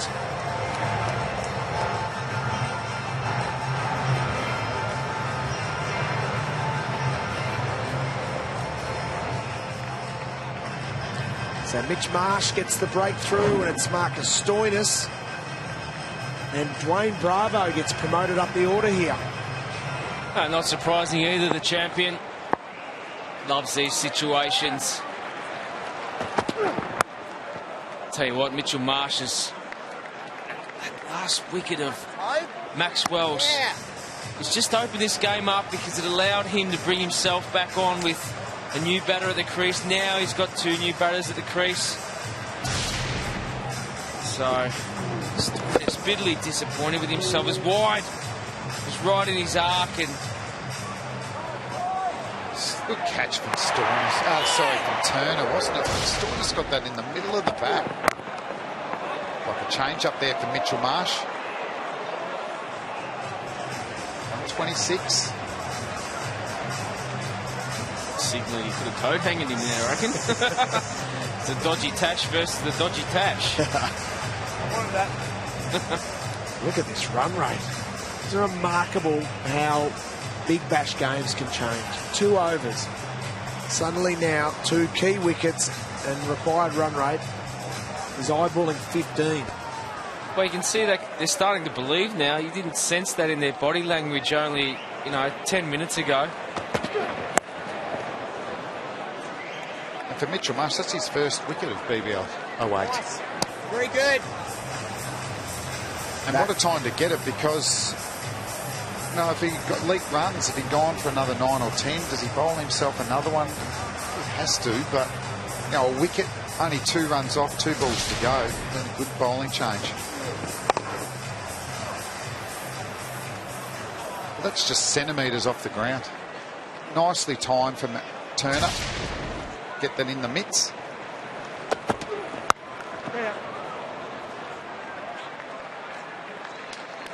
So singles at the moment are a win to the Scorchers. 4 for 122. Join Bet365 and discover the power of the world's favourite online betting company. Instant match updates, in-depth analysis, live streaming. The Bet365 app is so advanced, it will blow your mind.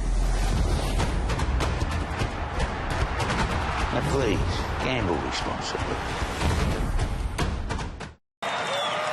For those in the audience there that aren't wearing the Scorchers top, an opportunity here. 20% off store-wide on Big Bash merchandise at shop.bigbash.com.au. Use the code BBL Frenzy at the checkout.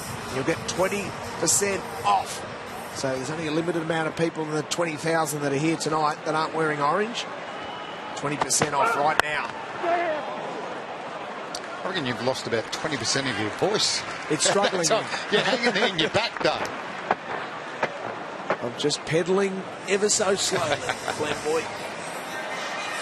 Yeah, as a batter walking to the crease, you've just got zero time. You probably tell yourself and your partner you've got 2 balls to get your eye in, and then it's go time. 60 off 23 balls. Both players have to get 30 off 12 balls to win the game. Marcus Stoinis out for 49. Batted really well.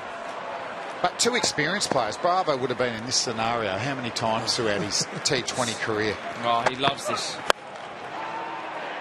And to be fair, when you walk out to bat, there's only one thing that can happen to you in this stage. You're either hero or you're not. And the reality is that dugout, more hope than not. But if you get the job done, you're an absolute superstar. And he's done it so many times. The right-hand, left-hand combination won't hurt either. Both aggressive players. Bravo tends to try and hit over cover when he's looking for the boundary. Good fight back from Ty. Hey, he's got plenty of that. Wow. That is business class. Huge. That must be 120 metres, that hit. That is unbelievable. It's ordered a Coke or something. That's not coming back. Oh, no. Just as I say, that's a very good arm from that youngster up there. Look at that. That is absolutely flogged. 103, Hodge. I reckon he's short-changed there. Oh, no doubt. That's nearly gone into the 3rd tier. No, it's well over your head. Yeah, don't worry about it. They're looking up. But that's a case again, right hand, left hand. You've got to constantly change your line and your line and length, and you get it wrong against these 2 power hitters. See you later, White Kookaburra ball. Wow. Oh, dear. That's one of the few slow balls that he's bowled. But generally, if it's down in the 120s, it's a variant. Just not sure that bounce was the right option. We know it went for 6, but fine legs up. I think Maddison's a wonderful hooker and puller of the ball. It's almost a free hit. Disappeared into orbit. Needs it again, though. Take a cheeky single.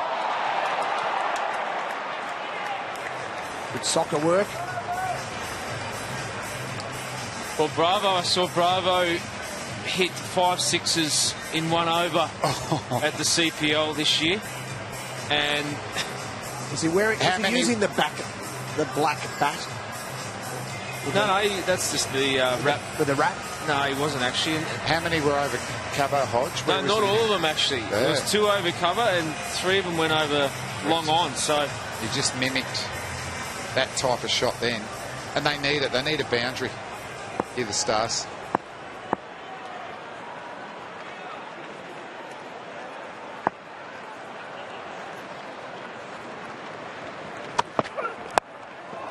He's hit that a mile in the air. He's in big, big trouble. He's gone. Well, a disappointing end for Dwayne Bravo. He's probably looking to go on the offside. There's a fraction straighter. Just try to whip it through the mid-wicket region, and well, AJ Ty picks up another one. So the Melbourne Stars starting to find themselves in trouble in this run chase. Bravo couldn't get going tonight. And the Melbourne Stars fall deep in trouble now. Lose their 5th. 5 for 131.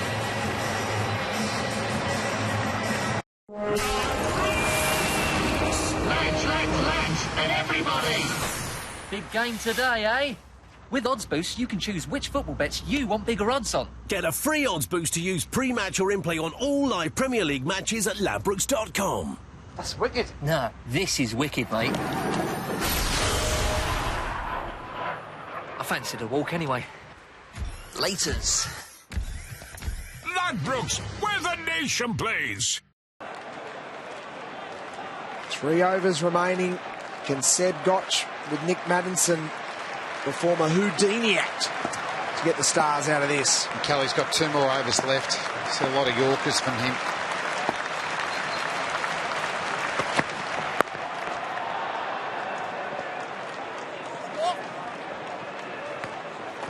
And Nick Maddinson, he's just got to keep going, hasn't he now?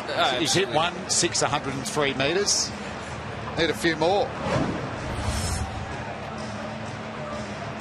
Look at that. Don't wickets change this match. Saw 3 in a clump. Well, absolutely. That wicket of Maxwell and the spool of the over was critical. It was a good over from AJ Tye, and he put pressure on and forced an error. Back-to-back wickets. Loss of 117 and 118 as 2 in-form batsmen. Doesn't want to drop it short on leg stump. We've seen that.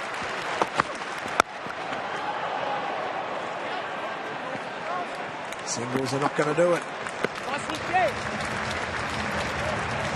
50 of 16. It's amazing how quickly it changes, isn't it? When Stoinis and Maxwell are going, they're safely there. But these big run chases, we saw Callum Ferguson go on to get 100 to chase down 181 against the Scorchers. Now they need a really good cameo. Yeah, I just felt that Stoinis could have actually gone a fraction harder, just a bit early, to get that run rate down from 12 to 10. That's what happens. As soon as you lose a wicket, you know that the run rate is going to go up a fraction, just because the new batsman needs time to get in. He needs a couple of balls. He played well, negated the new ball really well, but just didn't. It was a wonderful partnership, but just at the latter stages, they both needed to press a fraction harder. Take the pressure off the players in the dugout.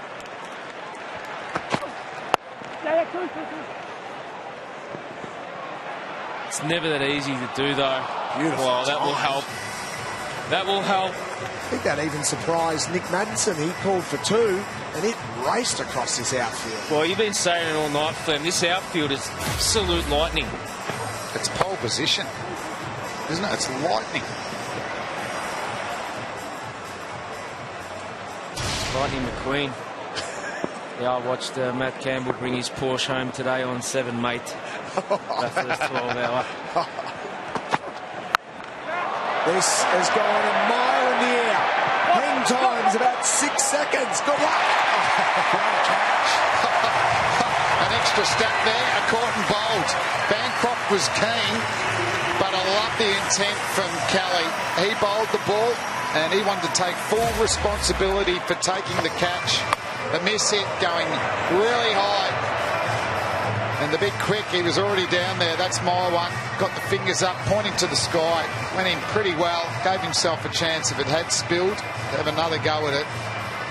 Another wicket down. Slow ball works for Kelly. He's bowled some good Yorkers. Mixing it up. Maddinson goes for 16, 6 for 138. Oh, nice. Free bet. What do you reckon? No brainer, mate. No brainer, mate. Nobody no-brainers the hunch. Free bet time. Brain cells, go. Bookings. 3.2, much average. I like it. Both teams to score. 78% chance. Now we're talking. Corners. 10.5 per game. No team beginning with C has ever beaten. I'll take it from here. Look and learn. Heed your hunch with Betway's free bet club. Put £25 on multiples for £10 in weekly free bets. At 2 for 116, Hodgie, it was right there at a wonderful partnership, and then everything has gone wrong since. Yep. Flem mentioned it, retro Perth. They're back. Fraction too late, but this is the execution we expected. Another good over. 6 for 139. So AJ Tye finishes his spell with 2 for 36. Terrific over there by Kelly, 1 for 28. And Gotch and Plunkett, 44 off 12. That would be some story. Nathan Coulter-Nile will come into the attack. He's been superb tonight with 2 for 17 off 3.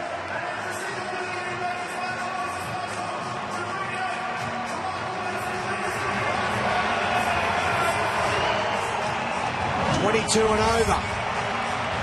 Off 2 overs is what the Melbourne Stars need to do. Coulton Isle with the ball, and Hodgie, he's been impressive. Yeah, he's been good. He's fought back. He was off the pace against the Sydney Thunder. Callum Ferguson tore him to shreds. But what a quality performer does is bounce back, and what a quality performer Seb Gotch does. Good intent, isn't it, from Gotch? He got one. He didn't quite get in the middle last over, but the low full toss, he stayed in a really good power position. We'll get a great look at it. Meets the ball, 79 metres. It's flat. You see how short it is if he can go straight down the ground at Perth Stadium. 142k full toss. He hits for 6. Oh, that's... He's missed out there too. He tried to go straight. He tried to go mid-wicket on that occasion. He just moved across to the offside, just trying to open up that onside, and he actually got the ball he wanted.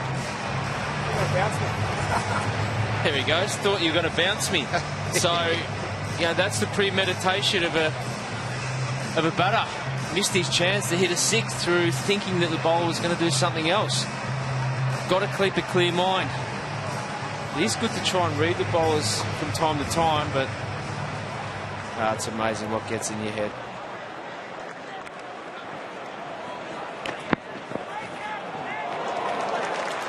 Good bowler. Change up. You can see that Plunkett was already coming down with his downswing and the ball wasn't there. You can't change a shot once you're coming down. So a good dot ball there from Coulton Isle. Plunkett is big, strong Englishman. Hits the ball a long way. But Coulton Isle will keep away from his danger zone.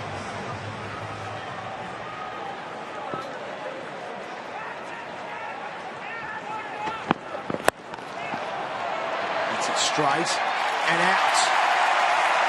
Coulton Isle gets his 3rd wicket. Lovely catch from AJ Tye.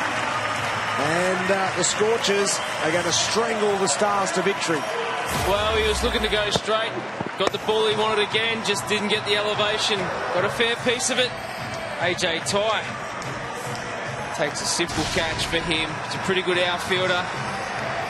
And it's trouble now for the Melbourne Stars. They sink to 7 for 146.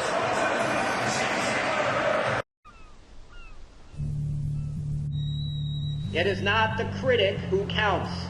The credit belongs to the man who is actually in the arena, who knows great enthusiasms, the great devotions, who spends himself in a worthy cause, who at the best knows in the end the triumph of high achievement.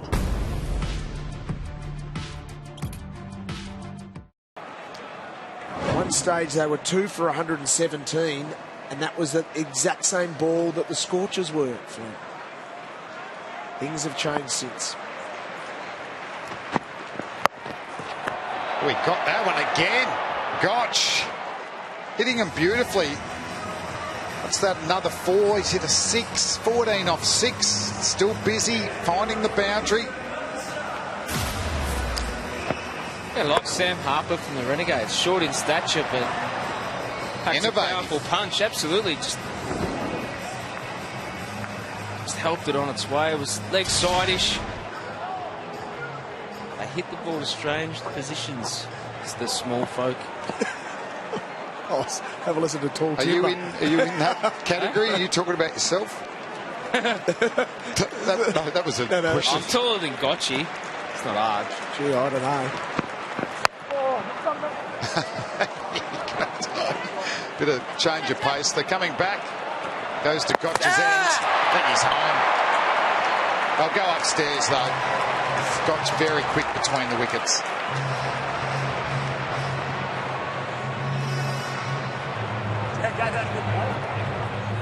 Cam Bancroft certainly didn't miss the stumps here. He's gone home. Would you call that neat work with the gloves? Good speed. Look at that stump. It's flying.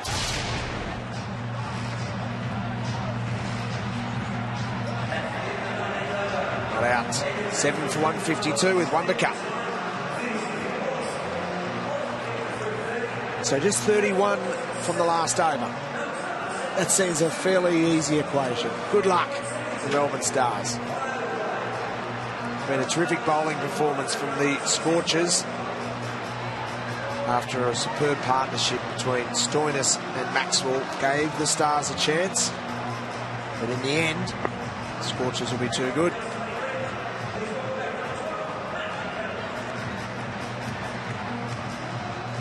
One over to come. A miracle required from Bird. Okay, what have you got? Jackson Bird. Generally, you'd think the big quick would be looking to hit straight down the ground or over cow corner, but he might get a Yorker. Does. Oh, nicely played. Now it's pretty clean now. 5 sixes for the Stars to win.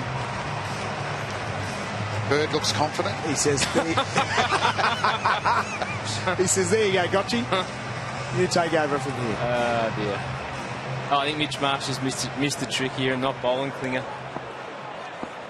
Oh, geez, that would have been interesting. That would have been brilliant. Not one of the great bowling actions going around Michael Klinger. Well, he thinks he's got enough of this, but he could be in trouble. And he's gone again. Another outfield catch, and Coulter-Nile takes the catch. Kelly gets his second wicket. Gotcha's gone. Scorchers win. Well, the furnace erupts. Come to see their team perform, and perform they have. They put runs on the board, deliver with the ball. He's right there in the slot too for Seb Gotch, baseball style. Scored it high on the bat. There's a nice little cameo. 16 off 8, but couldn't help his team out. The 8th wicket down there, 153. So it's been a wonderful performance by the home team in front of just short of 20,000 people here at the Perth Stadium.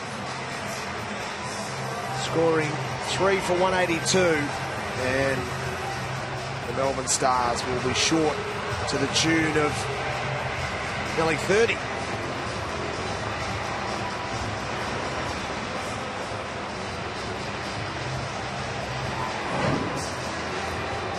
Four balls remaining. And Zampa has an opportunity to have a little dash at it. Look at that technique from Bird. Oh, another one. It's going to be out again. Another outfield catch. Jackson Bird dismissed. Coulter-Nile and Kelly between them now. 6 wickets. Well, and it's hat-trick ball. Yes. Does he know about it? Josh Layla, watch out. Well, surely he knows.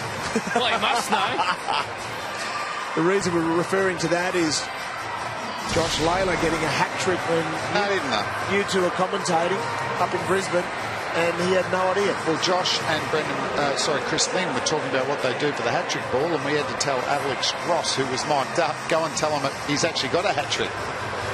Because he got the... And his first one too, Josh, so he didn't even get to really celebrate. Last ball of his previous over, and then he had a little gap of a couple of overs. He forgot about that, and then first 2 of his next over.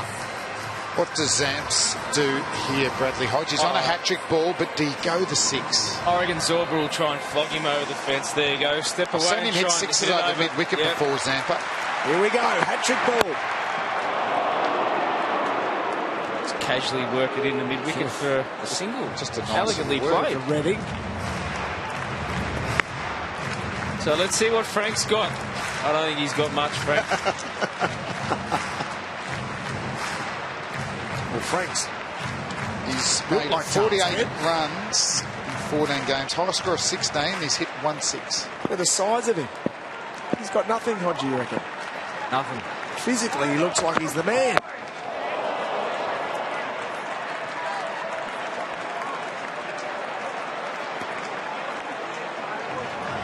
Michael Klinger there, up close. He'll enjoy this. It's a wonderful moment for him. Gee, that is not pleasant viewing for Stars fans.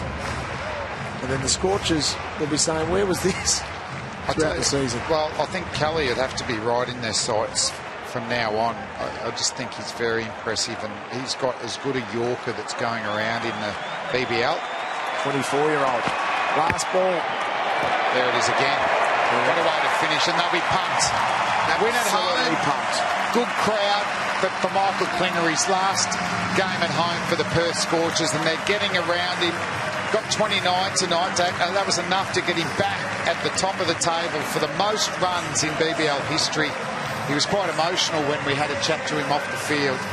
And, you know, one of the most popular state cricketers going around, Bradley Hodge, and great to see him going out at home, at least on a winning note. No, great scenes as well, and his family's here to watch him perform. And you know, I think the most important thing is you go out on a winning note, don't you? The fans have come to watch their beloved Orange team get out there in the middle of this fantastic stadium, and they've certainly put on a great show for their fans. And the Melbourne Stars chasing 183 for victory. At the end of their 20 overs, they certainly were on target halfway through, but they petered out in the end with good bowling by Coulton Isle and Kelly, and AJ Tye fought back. So in the end, 9 for 155. So the Perth Scorchers win by 27 runs. Well, there you have it, confirmation. The Scorchers have won by 27 runs, and that leaves a little bit more uncertainty for them. They do stay in 4th position, but the middle of the table a little bit more open in the semi-finals run. A special mention to Michael Klinger, who currently, as it stands today, is the leading BBL run getter. He scored a 30 in the campaign, but it was Ashton Turner's 69 of 42 balls that really set the game up, making it too hard for the Stars. Well, that's it for all the cricket action, but there's plenty more sport for you to come. Let's look at some of the sports to come up. So first of all, we have Premiership Rugby Cup, Worcester taking on Wasps. Tune in for a compelling end to round 4. Then we have highlights of the day 3 tests, the flying at the moment. Let's get over to some football in the French League. Lyon are taking off PSG, and then the second test, day 4, continues tonight at 11:15 on BT Sport 1. Thanks for watching. Goodbye.